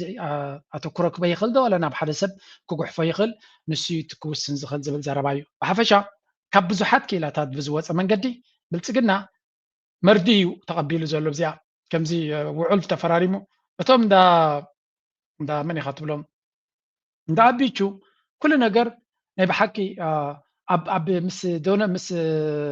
ዋይት ሃውስ ምስ ኣሜሪካ ወይ ምስ ናይ እስራኤል ተተሳኢሎም ኩሉ ነገር ሽግሮም ዝተፈትሐ ይመስሎም ብዩ ብኸመይ እዮም ዝትንትንዎ እንዳ ብልጽግና ስለዚ ንዓታቶም ክትሕዘሎም ኣይትኽእልኒ ኢኻ እቲ ናቶም ኣረዳዳ is a little bit different ኣብዚ እውን ክትሪእዎም ትኽእሉ እዮም እንታይ ይብሉ ኣለዉ እኮ ከኤርትራ ጋር መስራት ልትጀምር ነው እና ከኤርትራ ጋር እየሰራች ነው በቃ ኢትዮጵያን ጥላ ነው ፖለቲካዋን ልትሰራ ያሰበችው ምስራቅ አፍሪካ ላይ የሚል ትንታኔ ሲሰጡ ነው እግዚአብሔር ያሳየ የምስራቅ አፍሪካ ፖለቲካ ላይ አሜሪካ ኢትዮጵያን ጥላ ከኤርትራ ጋር ስትሰራ አወይ ጉድ እኮ ነው የሚያስብለው እኔ እንደዚህ አይነት በትምህርት ብሓፈሻ እንታይ ዝመስሎም እሳቶም ዝኾነ ነገር እንተተፈራሪሞም ወይ ዝኾነ ነገር ክግበር ከሎ ኣሜሪካ ንኣብነት ሕጂ ብኸመይ ይርድዎ መሲልኩም ብልጽግና ብዙሕ ግዜ ኤርትራ ኣሜሪካ ምስ ኤርትራ ክሰርሕ ጀሚራ ኣላ ወይ ዝምድና ክትዕድስ ሓሲባ ኣላ ንኢትዮጵያ ክትጉሕፋያ ማለት ኣይኮነን that doesn't mean anything ኤርትራ ሉላዊት ሃገር እያ ኤርትራን ኢትዮጵያን ጽቡቕ ኤርትራን ኣሜሪካን ጽቡቕ ዝምድና ኣይነበረን ኤርትራን ኣሜሪካን ብሓባር ክሰርሓ ረብሓናትን ሓባራዊ ረብሓናትን ከሳልጣ እየን so why are you concerned ስለምንታይ ራዕዲ ኣትወኩም ኣሎ ስለምንታይ ትሽበሩ ኣለኹም ትርበፁ ኣለኹም yes ንዓኻትኩም ክምውልኹም እዮም because I think ብሕሱር ክግዛእ ዝኽእል ሃገር እንተሎ ኣብ ቀርኒ ኣፍሪካ ይኹን ኣብ ዓለም ምሉእ እውን እንተሎ ንስኻትኩም ኢኹም by the way እቲ ሃገሩ ዝፈልጣ ነይሩ ተዝኾኑ ዝፍክር ዘሎ ኤፕስቲን ቅድሚ ምማቱ ንኢትዮጵያ ንምንታይ ሓሲብዋ ነይሩ ቅድሚ ሕጂ እውን ኣምፂልኩ ነይረ ስምዑ ኣብዚ particular reference Epstein makes to Africa, and he says, I do a lot of work in Africa, and he refers to Africa as fertile ground for experimentation. And so it turns out that Epstein was a major funder of this weird artificial intelligence lab being created in Ethiopia that's tied to the scientist who's overtly transhumanist that he funded extensively named Benjamin Goertzel. ከም ትሪእዎ ዘለኹም እንታይ ትብል እዚ ኤፕስቲን ዝበሃል ንበዓል ዶናልድ ትራምፕ ናይ ብዕልግና ናይ ገለመለን ብኡ ዝኽሰስ ማለት እዩ ንኢትዮጵያ ሓንቲ ርክዕ ከምዚ ስቡሕ ግራት ንዝኾነ ነገር ክትፍትነላ ትኽእል ዝብል ዘረባ መረዳእታ ከም ዝነበረን ኣብ ኢትዮጵያ ድማ ብዙሕ ፕሮጀክታት ይፍትን ከም ዝነበረ ሕጂ ዝተጋነነ ንኢትዮጵያ ከተካፊ ኢልካ ክትብሉን ትኽእሉ እዮም ክልተ ኣብነት ክበኩም እየ መጀመርያ ቢል ጌትስ ዝበሃል ኣብ ዓለም ብምሉእ ዝተነፀጋ ኣብዚ እዋን እዚ እንትርፎ ሕማቕ ፅቡቕ ኣይገብርን እዩ ዝበሃል ሰብ ኣብ ኢትዮጵያ ናይ ወርቂ መዳልያ ናይ ክብሪ መዳልያ ሸሊሙ ኣብይ ኣሕመድ ቅድሚው ኣብ ስልጣኑ ክመጽእ ከሎ ምስ መን ምስቲ መን ይኹም ትብሎ ጆርጅ ሶሮስ ዝበሃል ሓደ ካብቲ ግብረ እከይ ጥራይ ዝገብር ምዃኑ ናይ ግብረ ሰዶምን ናይ ካልእ ፀይቅን ዝፍለጥ ሰብ ምሱ ከም ዝተሳለ ቪድዮን ስእልን ኣሎ ሳልሳይ ለንቀነ ኣሜሪካ ምስ ብዙሓት ሃገራት ኣፍሪካ ናይ ሄልት ንጥዕና ናይ ህዝቢ ኣፍሪካ ናብነት ናይ ህዝቢ ኢትዮጵያ ናይ ጥዕና ሓበሬታ ዳታ ናቶም ኢትዮጵያ ኣሜሪካ ወሲዳ ትካላት ናይ ኣሜሪካን ኤክስፐሪመንት ክትጥቀምሉ 2 ቢልዮን እዮም ገለ መለክብ ንባኩም ኢና ኢሎም ኬንያ ኣይንደልዮን ኢና ኢሎም ገንዘቦም መሊሶምሎም ኣሜሪካ ተዲቑሎም ዛምቢያ ኣብያ ጋና ኣብያ ብዙሓት ሃገራት ገንዘብኩም ውሰዱ ኣይንደልን ኢና ህዝብና ከነቃላ ኣይንኽእልና ኢሎም ብልፅግና ሓንጎፋ ኢሉ ኣሰይ እናበለ ወሲዱ because he doesn't care ብዛዕባ ህዝቢ by the way ዶክተር መልኪሳ እንታይ ኢልኩም ህዝቢ ኢትዮጵያ ብውግን ብኻልን መይቱ 50 ሚልዮን ተዝኸውን ፅቡቅ እዩ ነይሩ ኢሉ ይዝኣምን ኢሉ ከም ዝብል መደምደምታ ኣለዎ that's why ንህዝቢ ከጥፍእ ዝኽእል ዝኾነ ይኹን ፕሮጀክት ተመፅኡ ውግእ ይኹን ካልእ ኣብዪ ኣሕመድ ገንዘብ ጥራይ ሃቦ እምበር ዘገድሶ ከም ዘይኮነ ዝነግር ስለዚ እቲ ኣብዪ ኣሕመድ ኣካይዳ ናቱ ወረጋ ኣብ ገሊዩሲ በዓሉ ከማን ብግልፂ ይዛረበሉ እዩ ኣብዚ ስምዕዎ እስከ ልትፈርስ ነው እየፈረሰች ነው ባሉ ሰዎች ጭንቅላት ውስጥ ፈርሳለች ኦልሬዲ ጭንቅላት ውስጥ የፈረሰን ሀገር መገንባት ስለማይቻል ከዚሁ ጋር ተያይዞ መንግስት ሀገርን ሊያፈርስ እየሰራ ነው መንግስት ኣነ ሙሉእ ዓለም መራሕቲ ናይ ሃገራት ቀጻሊ ደምስኣልኩም ሃገር ትፈርሰና ኣላ ሃገር ትወጥቀና ኣላ እናበለ ዝዛረብ መራሒ ኣብ ኣፍሪካ የለን ኣብ ዓለም እውን የለን ኣይሰማዕኩናን ኣብ ኢትዮጵያ ጥራይ ዘሎ ቀጻሊ እዩ ሃገር ትፈርሰት እያ ኣይትፈርስን እያ እናበለ ዝፍክር ኢትዮጵያ ኣይትፈርስን እያ ኢሉ ዓዊሉ ዝፍክር መራሒ ኣብ ኢትዮጵያ ጥራይ ዘሎ ስለምንታይ 10 ግዜ ሃገር ኣይትፈርስን እያ ዝብል ከዓ ኩነታቱ እዩ ዘብሎ ዘሎ ፈትዩ ይኮነን ምክንያቱ ኣብ ከባቢኻ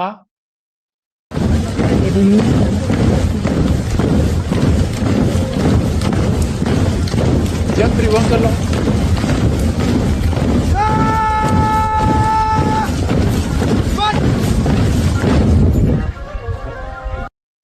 እዚኦም ትሪእዎም ዘለኹም ከምዚ ዓይነት ሰራዊት ኣብ ኦሮሚያ እዩ ኦላ እዩ ኦሮሞ ሊበሬሽን ኣርሚ እዩ ብሬናቱን ገለመሊኡን ሒዙ ካብ ኣዲስ ኣበባ ርሑቕ ኣብ ዘይኮነ ቦታ እዩ ዘሎ እዚ ሕጂ ዝዓብየ እውን ኣይኮነን ፋኖ ስፔሻል ፎርስስ ይዕልም ኮማንዶ ይዕልም የመርቕ ገለ ይገብር ብዓብዩ ትግራይ ዘሎ ሓይሊ ሪኢኹም ኣለኹም ስለዚ ኣብ ከምዚ ሃገር ዝነብር ተኮይኑ ቀፃሊ ናቱ ፈኸራ ኢትዮጵያ ኣይትፈርስን እያ ክብል ሓቂ እቲ ዘገርም ክፋል ድማ እቲ ዘገርም ኣሜሪካሲ ምስ ኢትዮጵያ ናይ ሴኪሪቲ ንቀርኒ ኣፍሪካ ሴኪሪቲ ክትገብር እያ እዮም ዝብሉ ዘሎ ኣሚን ክሕጉስዎም እዮም ከም ዝብሉ ዘሎ I really don't understand how can you ሃገር ክትፈርስ ንባዕላ ፋሕፋሕ ክኣትዋ ቀሪቡ ንዘሎ ሃገር ንምትሓን ከምዚ ክገብር ኢልካ ክትዝረብ ክል just ንዓይ ይርዳእንን እዩ ግን it is what it is ነቲ ነገር ከም ዘለዎ ሸፈፍ ኢልካ ኢኻ ክትከዶ ዘለካ ከምቲ ዘለዎ ክብድ ዝበለ ኣርእስታት ስለ ዝኾነ ከተብሎም ኣለካ ብሓፈሻ ኣብ ካልእቲ መልእኽቲ ናይቲ መሳድ ብሎስ ገበራያ ገዳሲት ነይራ እቲ መሳድ ብሎስ ከንታይ ኢሉ ንሱ ንባዕሉ ምስቲ ጢሞቴዎስ ዶክተር ጢሞቴዎስ እቲ ሚኒስትር ጉዳያት ወፃኢ ናይ ኢትዮጵያ ተራኺቡ እዩ today we were honored to have a productive and wide-ranging meeting ምስቲ ናይ ኢትዮጵያ delegation ኣድማዕን ከምኡ ድማ ስፍሕ ዝበለ ዝርርብ ከም ዘካየደ እዩ ዝነግር ዘሎ for the US Ethiopia bilateral structural dialogue ማለት እዩ so we had constructive conversations about the Nile River and the Grand Ethiopian Renaissance Dam በዚህ ጉዳይ ናይ ጌርድ ከም ተዘራረቡ ኣጀንዳ ናይ ግብፂ ማለት እዩ መሳት ብሎስ ብዙሕ ግዜ ንግብፂ ዝኸይድ ስለዚ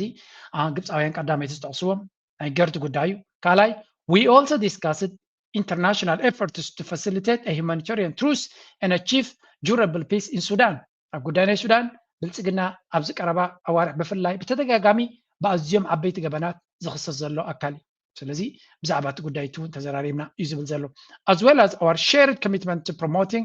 regional stability including Red Sea maritime security ከምኡ ድማ ብዛዕባ ናይ ሓበራዊ ዞባዊ ምርግጋዕ ብፍላይ ድማ ናይ ቀይ ባሕሪ ሴኪሪቲ እውን ተዘራሪብና ይብል ኣሎ ስለዚ እዚ ማለት ጅኒ ነቲ ብልፅግና ንሽተይ እታ ቀፃሊ ዝዛረቡላ ኣጀንዳ ናይ ቀይ ባሕሪ ስለ ዘላቶም ከተንባሃሎም ስለ ዘለየ ግን ርቃት ናይ ቀይ ባሕሪ ንኤርትራ ወሪድካ ክኸውን ከም ዘይክእል ግን ብንጹር ነጊሮሞም ከም ዘለዎ እዩ ዝንገር ብጉዳይ ናይ ትግራይ እውን ከም ዘበሉ ኣብቲ ሪጂናል ሴኪሪቲ ጉዳይ ናይ ትግራይ ኣሎ ከምኡውን ጉዳይ ናይ ኣምሓራ ክህሉ ከም ዝኽእል እዩ today was also an important opportunity for discussing a bilateral economic and commercial ብዛዕባ ቁጠባውን ሽርክነታዊ ነገራትን ተዘራሪብና ዝብል ዘረባ ዝረአ ዘሎ ስለዚ ኩሉ እዚ ንሪኦ ዘለና ኣብ መወዳእታ ክትርጎም ከሎ ኣብ ብዙሕ ነገራት መጠንቀቕታታቱ ጎሲሙ ከይዱ ከም ዘሎ እቲ ብልፅግና ዝንገር ዘሎ ወላ ሓንቲ ካብ ወፃኢ ብፍሉይ ክጥቀስ ዝኽእል ነገር ከምዘየለ ናው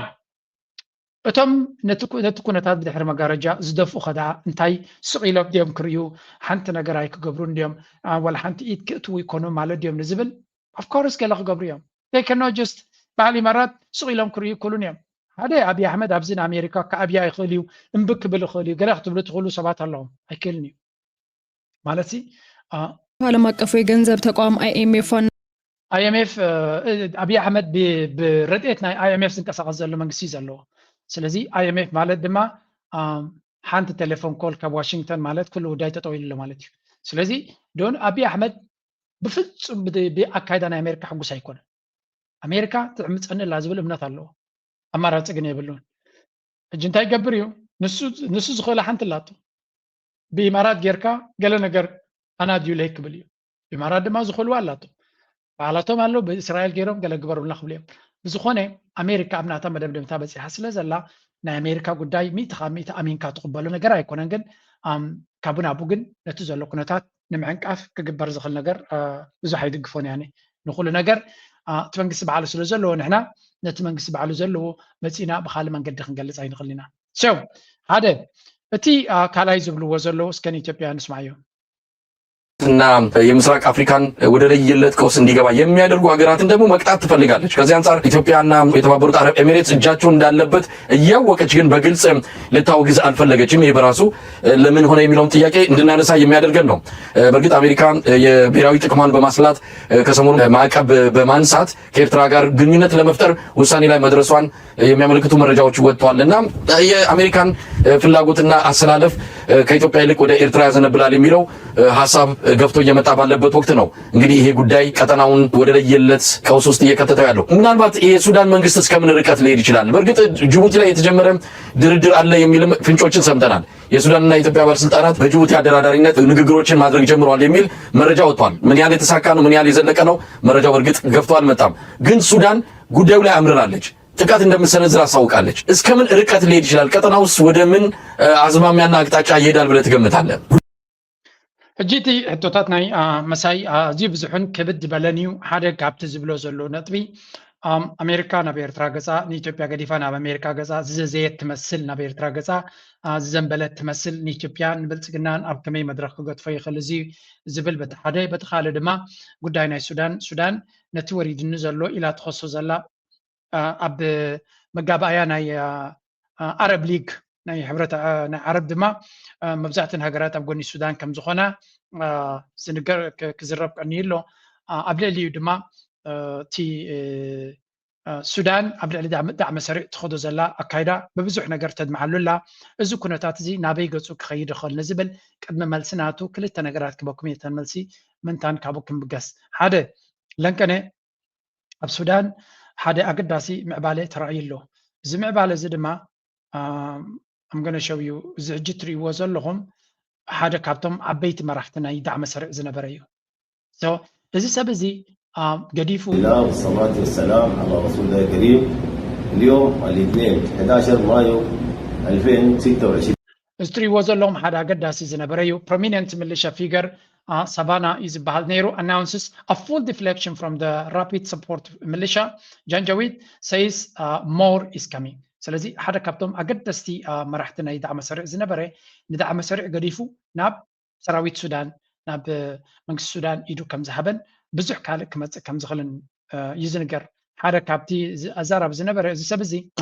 ቀዲሖሞ እዮም ኢዱ ክብ ኣይክእልኒ እዚ ብኤኣይ እዮም ሰሪሖሞ እዩ ዝበሃል ነይሩ ግን ነዛ ቪድዮ ዝገበረ ብኤኣይ ዝተሰርሐ ዘይኮነ ንሱ በኣካል ነቲ ቦታ ትገዲፉ ናብ ሰራዊት ሱዳን ከም ዝተፀንበረ ንክገልፅ ኢሉ ዝገበረ እያ ነይራ ስለዚ ናይ ዳዕመ ሰሪዕ ኣወዳድቃ ኣዝዩ ሕማቅ እናኾነ ይመፅእ ከም ዘሎ እዩ ዝንገር ዘሎ እንታይ ዝብል ዘሎ Savannah severed all ties with the militia مستي دعم سريع زمدناتاتو بتيخو حجي مس حزب السودان كوين خمزلو كم دما نتي بي ايز تجبريز بلو زنبر باكال مزينو كم زبهال يلن he told the followers to wait for us more is coming كم دما بزح نجار كالي زمت أبز غربا كنتات كل كم زغلون هاتم بيهم زبلو زلو سلازي دعم سريع بزح ودكتاتن فشلتني قد مخمزلو يزنجر زلو بزمل كراخلو دما إمارات تونكو نجزيو كسام نساكابتو أتياتو زلا شجرت واتس نتو كنتات أو كبل لازغل بلسجنا تراي كال كاتحنا زغل أكال كم زي اللي فليت الله نعم قبل عنزي حنتي جبتك وسخلكم إيه زبلو زلو كتعازلنا منتي أبزخ اسمعوها أنطر تجوزو هون دمبرجا متوال የሱዳን ወታደራዊ መንግስት ተጨማሪ ጦር ሰራዊትና ጸረ አውሮፕላን መሳሪያዎችን ወደ ኢትዮጵያ ድንበር አስጠግቷል። ዓለም አቀፍ ዜና ነው የምነግራችሁ። ሱዳን ወታደሮቿንና ጸረ አውሮፕላን መሳሪያዎቿን ወደ ኢትዮጵያ ድንበር ያስጠጋችው የቤኒሻንጉል ጉሙዝ አዋሳኝ በሆነው የብሉ ናይል ግዛት ቀጠና ነው። again እዚህ ዝብሎ ዘለውን አገዳስ ዘረባዩ ክንደ ጊዜ ሪናዮን ሰሜናዊና አብሉ ናይል ዝበሃል ቦታ ሰራዊት ናይ ሱዳን እንኳን ላይ ኤር ዲፈንስ ናቶም ሒዞም ኣብቲ ዶብ ተጸጊዖም ከም ዘለዉ ይዝንገር ዘሎ ስለዚ እቲ ዝግበር ዘሎ ዲፕሎማሲ ንጉዳይ ናይ ኤርትራ ዝተኮረ ወይ እውን ኤርትራ ከመይ ጌርኩም እገዳ ትገብሩልና ጥራይ ደይኮነ ጉዳይ ናይ ሱዳን ናብ ሲሪየስ ደረጃ ይኸይድ ስለ ዘሎ ዳዕመ ሰሪዕ ድማ ምስ ዘለዎ ሽግራት ካብቲ ዘለዎ ኩነታት ክወፅእ ስለ ዘይክእል ዘሎ ናበይ ክኸይድ ከም ዝኽእል እዩ ዝነግረኩም ዘሎ ናም ኩሉ ዘተሓሕዝዎ እንታይ ትርጉም ክብኽል ናብቲ ኤክስፐርት እንመለስ ከተሓዘልኩም እየ አንደኛው የና አሜሪካ ትኩረት የዚህ ከኢራን ጋር የገቡት ጦርነትና ዋና የዓለም አቀፍ የነዳጅ እና የጋዝ ማመላለሻ ሰርጥ የሆርሙዝ ሰርጥ አደጋ ውስጥ መውደቁ ይሄኛውን የስዊስ ካናልን መስመር አሁን አማራጭ ያለው መስመር እሱ ስለሆነ እሱ ላይ ከመቼውም ጊዜ በላይ አሁን ትልቅ ኢንተረስት ነው ያለው። እዛ ከኢራን ጋር ያለው ችግር ሳይትል እስኪያደርግ ድረስ ይሄ የቀይ ባህር መስመር ዋና የመተላለፊያ መንገድ፣ ዋና የነዳጅ እና ሌሎች በቃ ጫኝ ብሓፈሻ እቲ መስመር ናይ ቀይ ባህሪ እዚ ኩናት እዚ ክሳብ ዝሃሎ ኣዝዩ ኣገዳሲ ክኸውን ስለ ዝኸውን ካብ ወሽመጥ ሕርሙዝ ዝተማሃርዎ እንተለዎም ኣሜሪካ ኣብ ባቤል መንደብ ከምኡ ዓይነት ተመሳሳሊ ፀገም ክሳብ ዝመፅእ ክፅበዩ ይኮኑን ኩሉ ዝከኣሎም ክገብሩ እዮም ስለዚ እቲ ናብ ኤርትራ ገፁ ሸበድበድ ዘብሎም ዘሎ እገዳ ከልዕሉን ኤርትራ ዝደለየቶ ክገብሩን ዘግብሮም ዘሎ ኤርትራ ፍሉይ ነገር ክትገብረሎም መብፅዓ ስለ ዝኣተወት ወይ እውን ነቲ ሂማን ራይትስ ንሶም ዝብልዎ ዶ ንገለ ድብልዎ ሕራይ ስለ ዝበለቶም ዘይኮነ እንታይ ዳ ካልእ ሽግር ይረኣዮም ስለ ዘሎ ንሳቶም እቲ ሽግር እቲ ከይመፅእ ከሎ ኮለ ጌና መፍትሒ ከነናድየሉ ኣለና ተዳሊና ክንፀልሕ ኣለና ካብ ዝብል እዩ ስለዚ ናብ ኤርትራ ዘምፅኦም ዘሎ ኩነታቶም ዝረበሾም ፀገማት ኣጋጢሞም ስለ ዘሎ ነቲ ዝገብርዎ ዘሎ ውሳኔ ዝደፋፍኦም ዘሎ ንሱ እዩ ዝብል due to the threats on Iran ለኩሉ ድማ እቲ ሑቲ ይርእይዎ ስለ ዘለዎ ምንቅስቃሳት ናቱ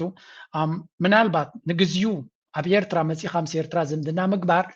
ኣብ ጅቡቲ ኣለካ ምስ ኤርትራ ኣለካ ብኔው ስዑድያ ኣለካ ግብፂ ኣለካ ነዚኦም ኩሎም ጎረባብቲ ሃገራት ፅቡቅ ጌርካ እንድሕር ሒዝካ ፀጥታ ናይቲ መንገዲ እዛ ዘረባ ዝብላ ዘሎ the biggest part was actually part of the plan ናይቲ counter terrorism ዝብልዎ ዘሎ plan እዩ operating with greater independence. And according to some observers, this marks one of the most consequential shifts in American Africa policy in years. The new American role, technology, intelligence, and remote support. Although the strategy signals a reduction in direct combat involvement, it does not indicate a complete American withdrawal from African security affairs. Instead, the United States plans to maintain influence through intelligence cooperation, surveillance systems, military technology support, and strategic coordination with regional partners. Under the new framework, support is expected to focus increasingly on intelligence sharing. ሕጂ ኣብዚ ቁርብት ላይ ክርድኦ ዘለና ነገራት ኣሎ ዘላቂ የሆነ ሕጂ ሶሪ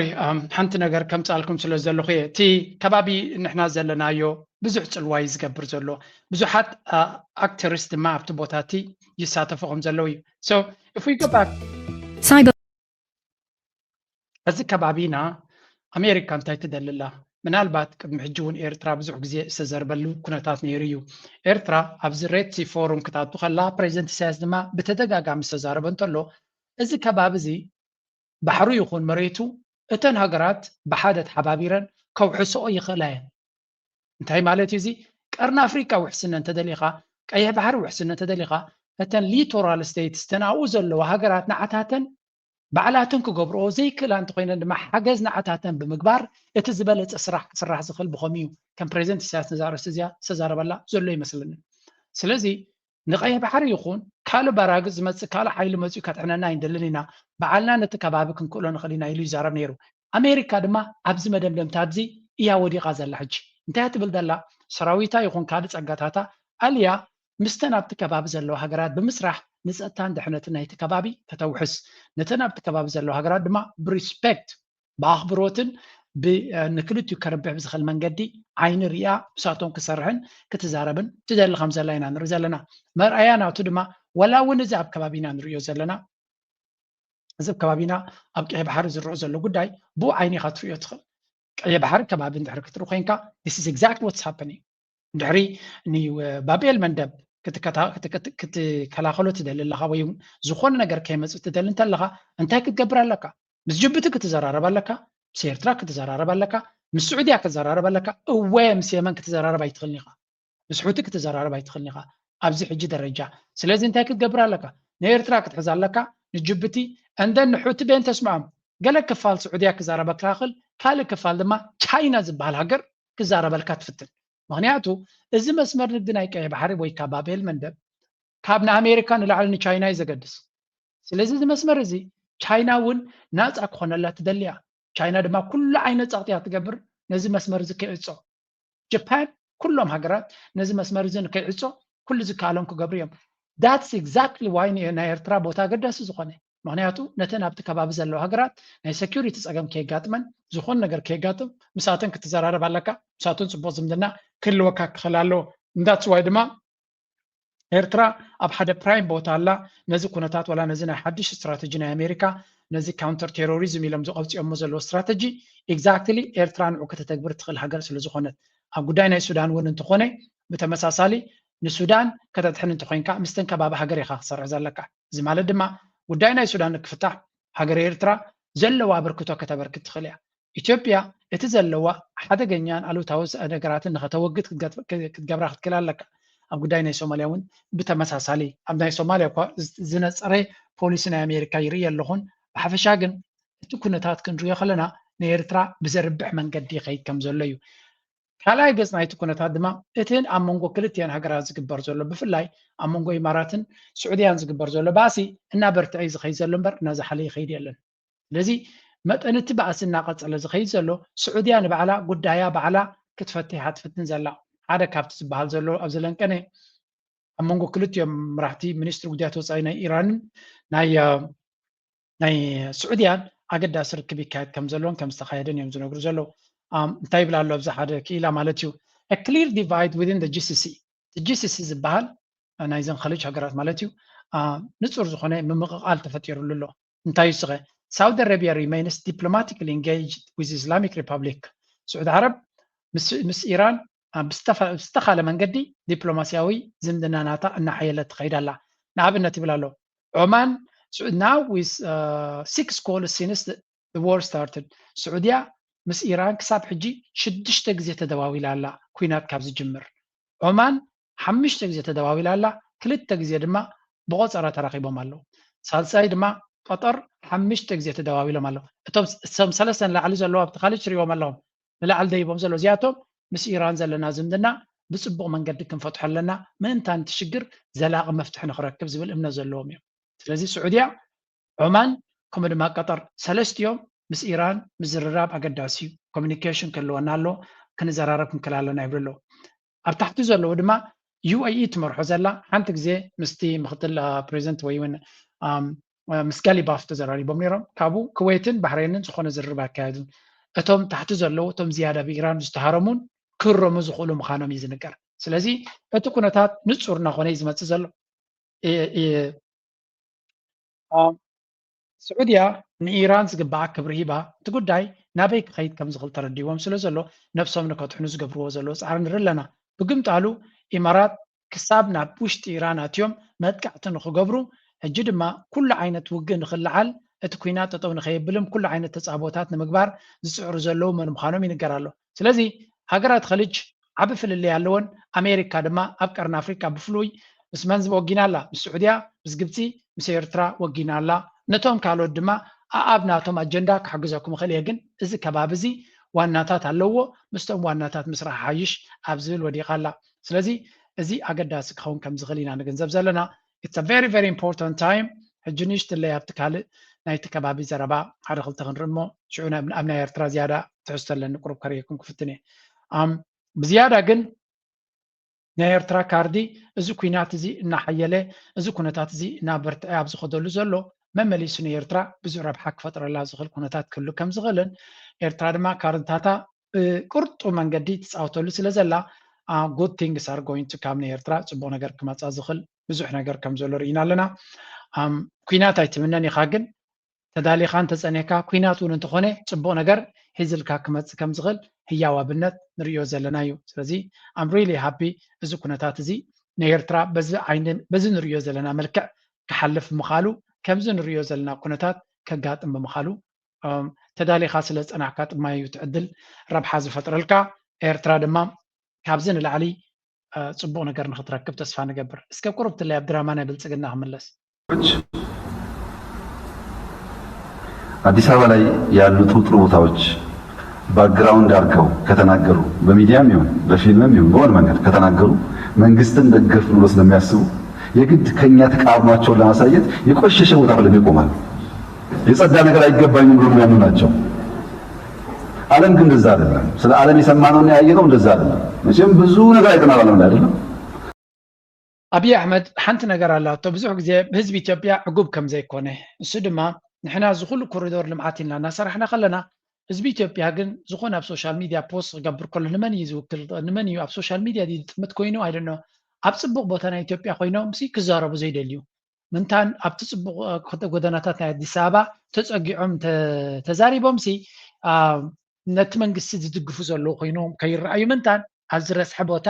ወይ እውን ኣብ ሕማቕ ዘሎ ቦታ ከይዶም ክዛረቡ እዮም ዝመርፁ እዚ ድማ ነቲ ንገብሮ ዘለና ፅቡቕ ሓብኡ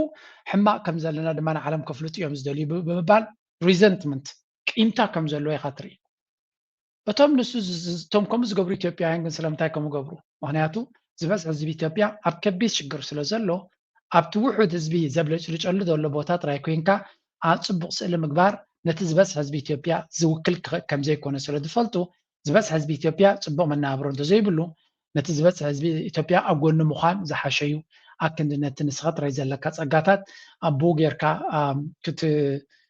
ሸብዳዕዳዕ ክትብል ምፍታን ዝመስል እዩ now I'm going to give him a little bit of evidence ንሱ ክሰምዖ ዘይክእል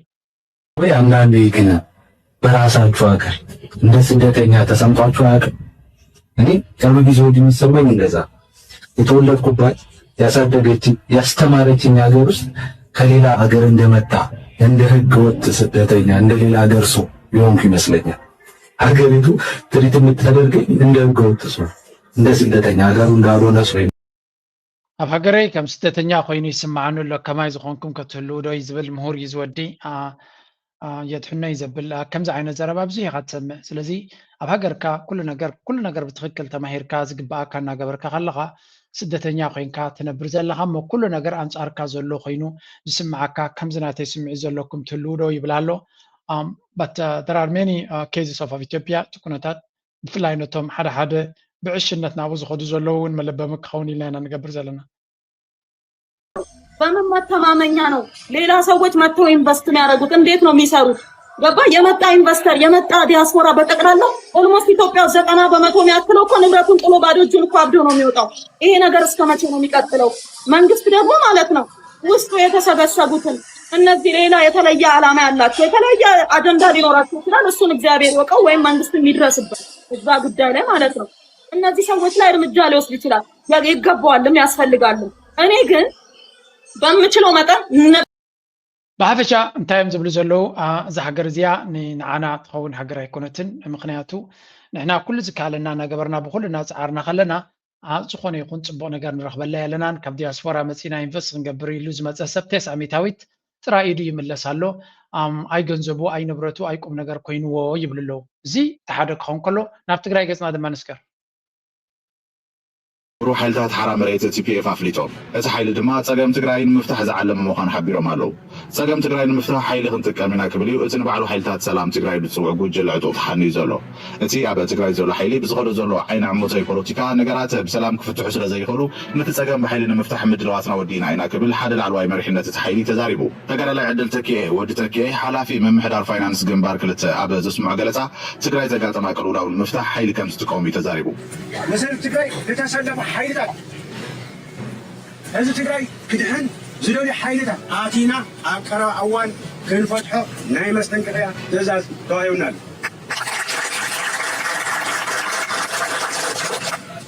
سلازي أنا حاسابي ودي له تدالو يو يعني لك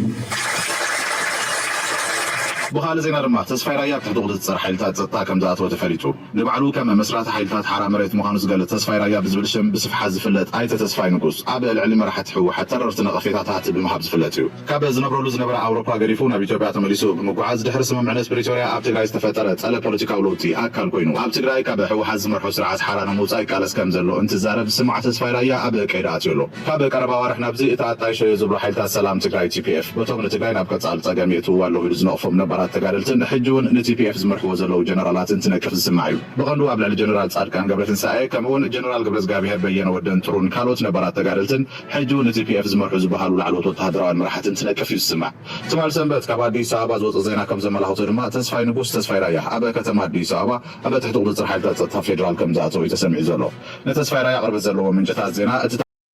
كم تري وزلون كنتات ناي تግራይ ممليسو ناب حماق يزخيد زلو ግን እቲ حماق دما ኣብ መወዳእታ ናብ ጽቡቕ ገጹ ክጸርዝ ዝኽእል ኩነታት ኢና ንርኢ ዘለና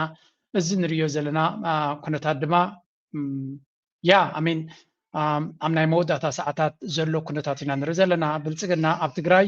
እንታይ ክገብር ይኽእል ይኸውን እንታይ ዓይነት ስጉምቲ ክወስድ ይኽእል ይኸውን ሓደ ካብቲ ኣገዳሲ ክኸውን ዝኽእል ነዚ ሕጂ ንሪኦ ዘለና ኢና እዚ ሓራም ሬዶ ወላ ገለ ዶ ዝብልዎ እንታይ ክገብር ከም ዝኽእል ንዑ ምጥማት ጥራይ ይኽእል እዩ ማለት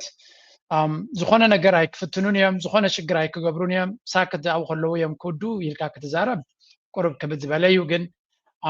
this is going to be something ክንዕዘቦ ዘለናን ክንከታተሎ ዘለናን እዩ so the situation is still not clear ብወገን TDF ዝወፀ ሓንቲ ቪድዮ ነይራ እስከንስማ ተሸዋዓተን ዓመተ ምህረት ወርሒ ጥሪ ሰራዊት ትግራይ ዝወሰነ ውሳነ ነይሩ እቲ ውሳነ ናይ ላዕሎ ተመራርሓ ውሳነ ጥራሕ ገይሮም ዝርእይዎ ሰባት ኣለዉ እቲ ዝተወሰነ ውሳነ ይንቕበለን ኢሎም ገዲፎም ዝተሳተፉ ዘቋረፁ እውን ኣለዉ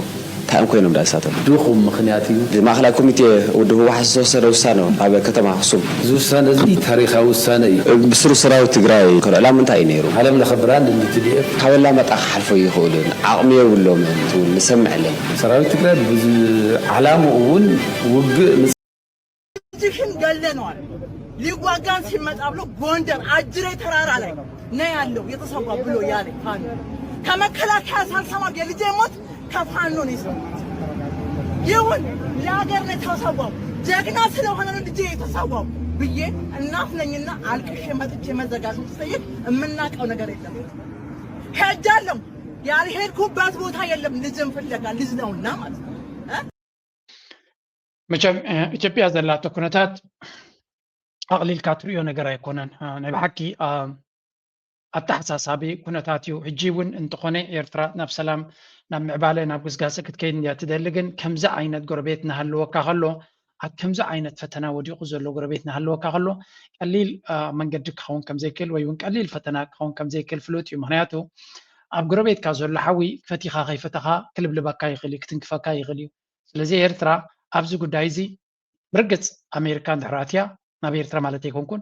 ኣሜሪካ ነዚ ጉዳይ እዚ ነዚ ብልጽግና ዝበሃል ብፍላይ ናብ ኤርትራ ክገብሮ ዝኽእል ዕንደራ ደው ከተብሎ ትኽእል ንሳያ ተንኮ ደፍራሃካ ነቲ ኩነታት ናይ ኢትዮጵያ ከም ዘለዎ እንተገዲፎሞ ኩናት ወረ ኩናት ተመፅኡ ኣብ ኢትዮጵያ ፅልዋ ክህልዋ ኣብ ኤርትራ ስለዚ እዚ ወዲ እዚ እንታይ ክኸውን እዩ ብዘይ ኩናት ዶ ብልጽግና ዝበሃል ሸፈፍ ኢሉ ይሓልፍ ይኸውን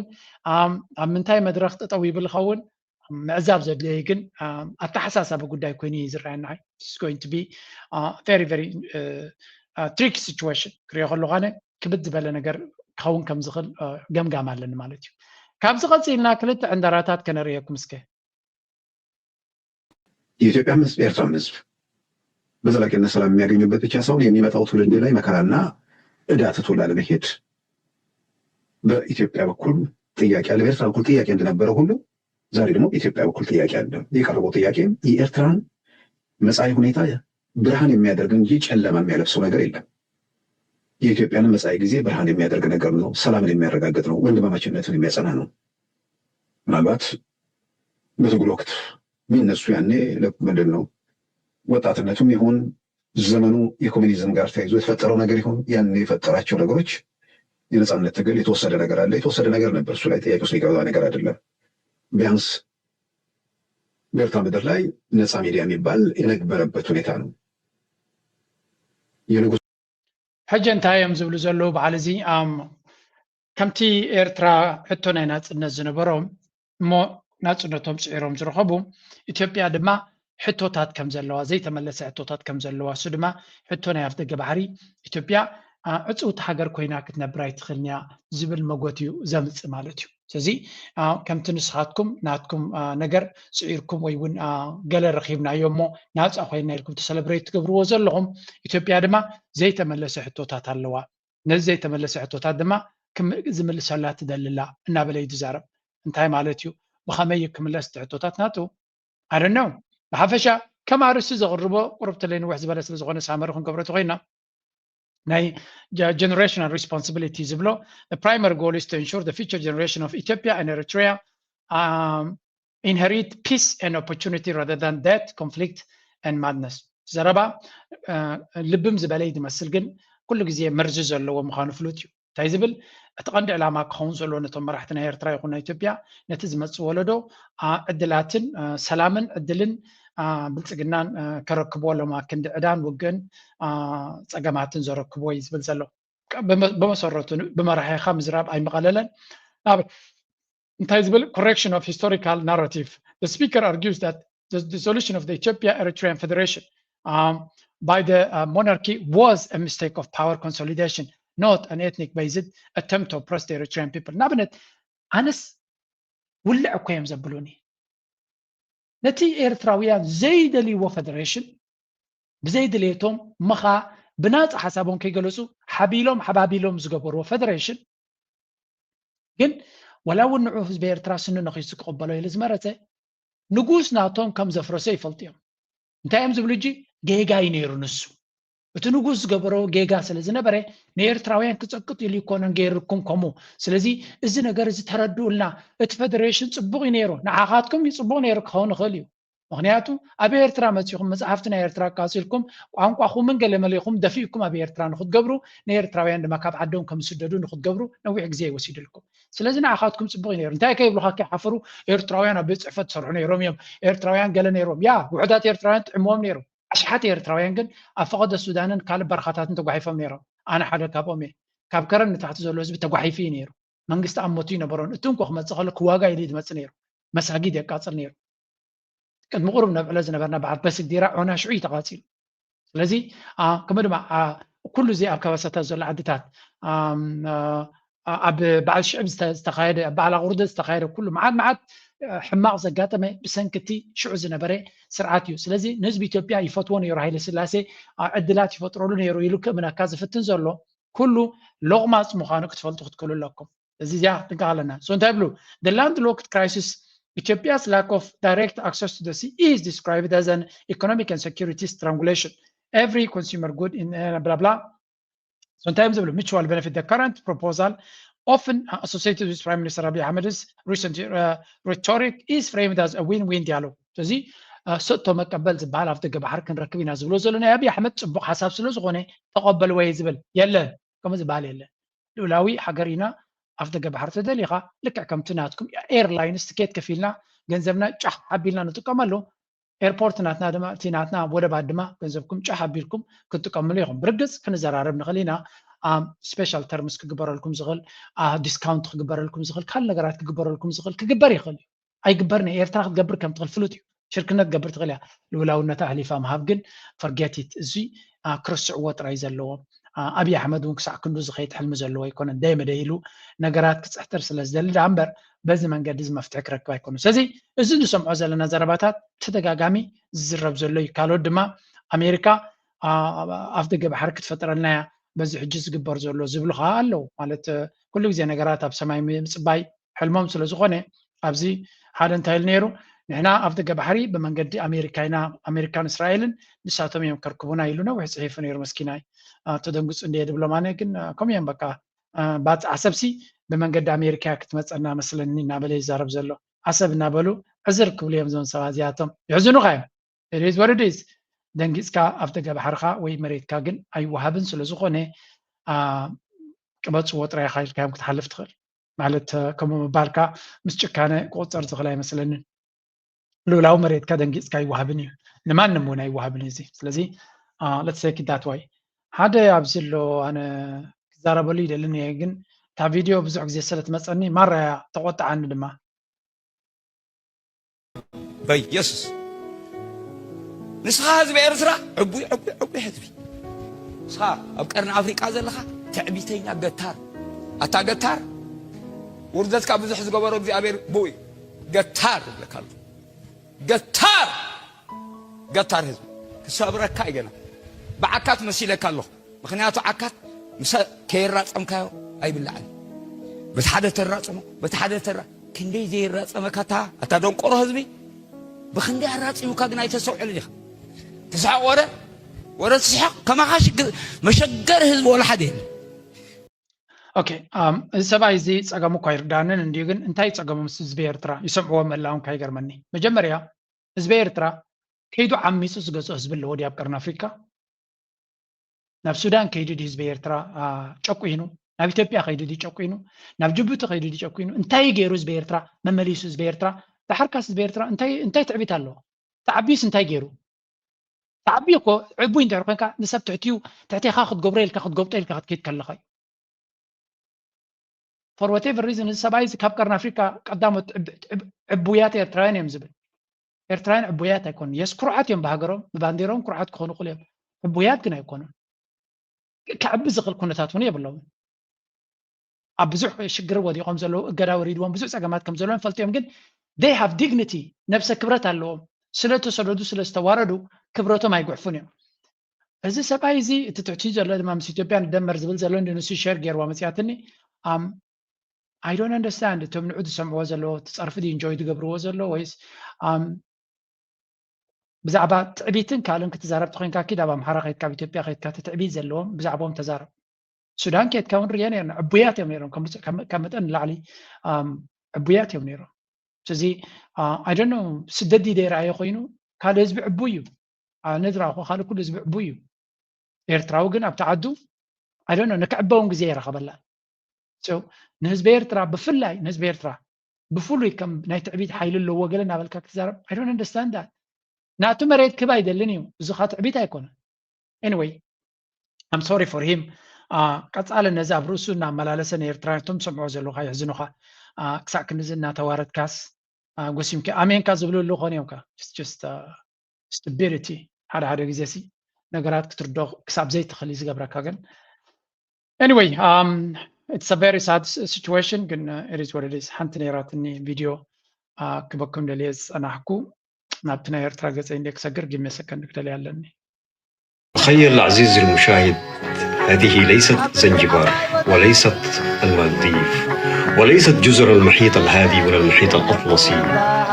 هذه باختصار الشواطئ الإريترية شوف الجمال شوف الطبيعة الغريبة احنا الإريتريين متفاجئين بزعبا إيرترا تزارب زلو نا إيرترا لنكنز وص فيديو نديو نبزح سب رؤسو حميمو ولو إيرترا this is Eritrea إلهم this is not Zanzibar and Maldives هنجل نابلو نا إيرترا هذا نفوع بدرون دسالو أزيز بوص لتاتيو نبزح حسابات دما زجرمي كوين زلو حكم يوم نزنتريوم كحمينا نبل زلنا they really it's a beautiful country صبغنا إذا هجر نبزح حسابي سحبيو نزا فيديو ترزر لها this is yours تريو زر لها نات كايو نات كيتي إيرتراوي زنات كايو so be proud of that نزك لنا كنحفر كندنن يوم زدلونا no we're gonna be proud of our country بهاجرنا كنكرعينا بزلنا صقاتات ناي كالا يكون عندل زلنا بناتنا صقاتات كنكرعن كنحبنن واي ስለዚህ ነቶም 10 ግዜ ዕቡያዶ ጅን ዕፍሪት ዶ ዝብሉኻ go to hell መንገዲ ጋር ነፍሲ ጥራይኩም ሓብርዎም ኤርትራውያን ብዘለዎም ፀጋ ንኽኮርዑ ዋጋ ከፊሎም ልዮም ዋጋ ስለዝኸፈልሉ ድማ ኣያታቶም ስለዝኸፈልሉ ነዚ ብሉፅ ዝመስል ፅባቐ ናይ ኤርትራ ካልኦት እውን ዝምስክርዎ ዘለዉ ናቱ ፀጋ ስለዝኾነ በዚ ክኮርዑ በዚ ክንኮርዕ ድማ ይግባአና እዩ ዘኹርዕ ሃገር ኣለና ዘኹርዕ ታሪክ ኣለና ዘኹርዕ ምክብባር ኣለና ብሃገርና ካብ ካልእ ክነወዳድር ከለና ዝጎድለና ነገር የለን ማለት ኣይኮነን ዝሓፅረና ነገራት የለን ማለት ኣይኮነን ግን ዘኹርዓና ነገራት ብዙሕ ኣሎ ነቲ ዘኹርዓካን ተኽብሮ ነገራትን ሒዝካ ነቲ ዝተረፈካ ክትምልእ ምኻድ ድማ ልቦና እዩ ስለዚ ንሓሳድ ናይ ኣወል ዘረባላ ሓሳድ ኣንጎሎታት ጠሚትካ ጠማሚትካ ገሃፅ ድዩ ገለ ትብል ዘረባላቶ ከማ ጥራይና ክንብል ንኽእል ብሃገርና ክንሓልፋ ኢና ኣወል ኣብዚ ሓንቲ ፅብቕቲ ዘረባ ተዛሪቡ ነይሩ كان كم تعوتت زرقاقت هموت أبي إسراء عسران حدن أمريكا بالعلى إيرترا أجدا وسينا زي كم عالم كنت سلازن كده أجداتات زي إيرترا أبا أوراو فاينانس أو ركبات أجمات فترة لا تنهي على مود ما نتصوري قبل على زبن من قصن إيرترا سقطن مفتار ولا كواز تغتزم كتبانا كلم مسرح قرا وانتتنان علتاوي وتزبنان قالوا تاو صحبينات انتنبرو مريرن حسومن اوانات انتحلفنا بخمس تغتزم بركخن كم مقدو تعالي ايدو زب بزبن منقستن قن يبلنان بخمزن ود خمزن تغتن مركخ نيرنان تنغون بعابيو نات النتناون جهود بيمخونن لعلاو النتون اي متوحسن ملعال القدام بار بعابيو نحيلي ارترا يزن صبار حيلي ارترا ابتعقستي ديسبلين حد النتن رحوق تمتن نلو علاو النت هوا قاعد اقازي توكايدان زمركوس مخانو علم تفلته جغا بزبلته بريو اللال بقدات ناي بحاك تخكل زربايو دقيمة دقاقيمة انقوع ابز درجازي ابقعنا انقوع تقداناتنا تلعلي كل خازي مكت كان نزا هاجر زكالك كاز قبر كالا بفلاي دما بيرترا زلقا منسي حزبي مرحنة everybody congratulations كبلا ميدالي سالا زنخوسكم سالا زمكتكم سالا مسوات زخفلكم فرص معهم كترو يخيلكم كربلهم دسبلنا انقوع بزبقعكم الو مارساب زخودية نحسادات دمك قررت بزي حاجة تفكمي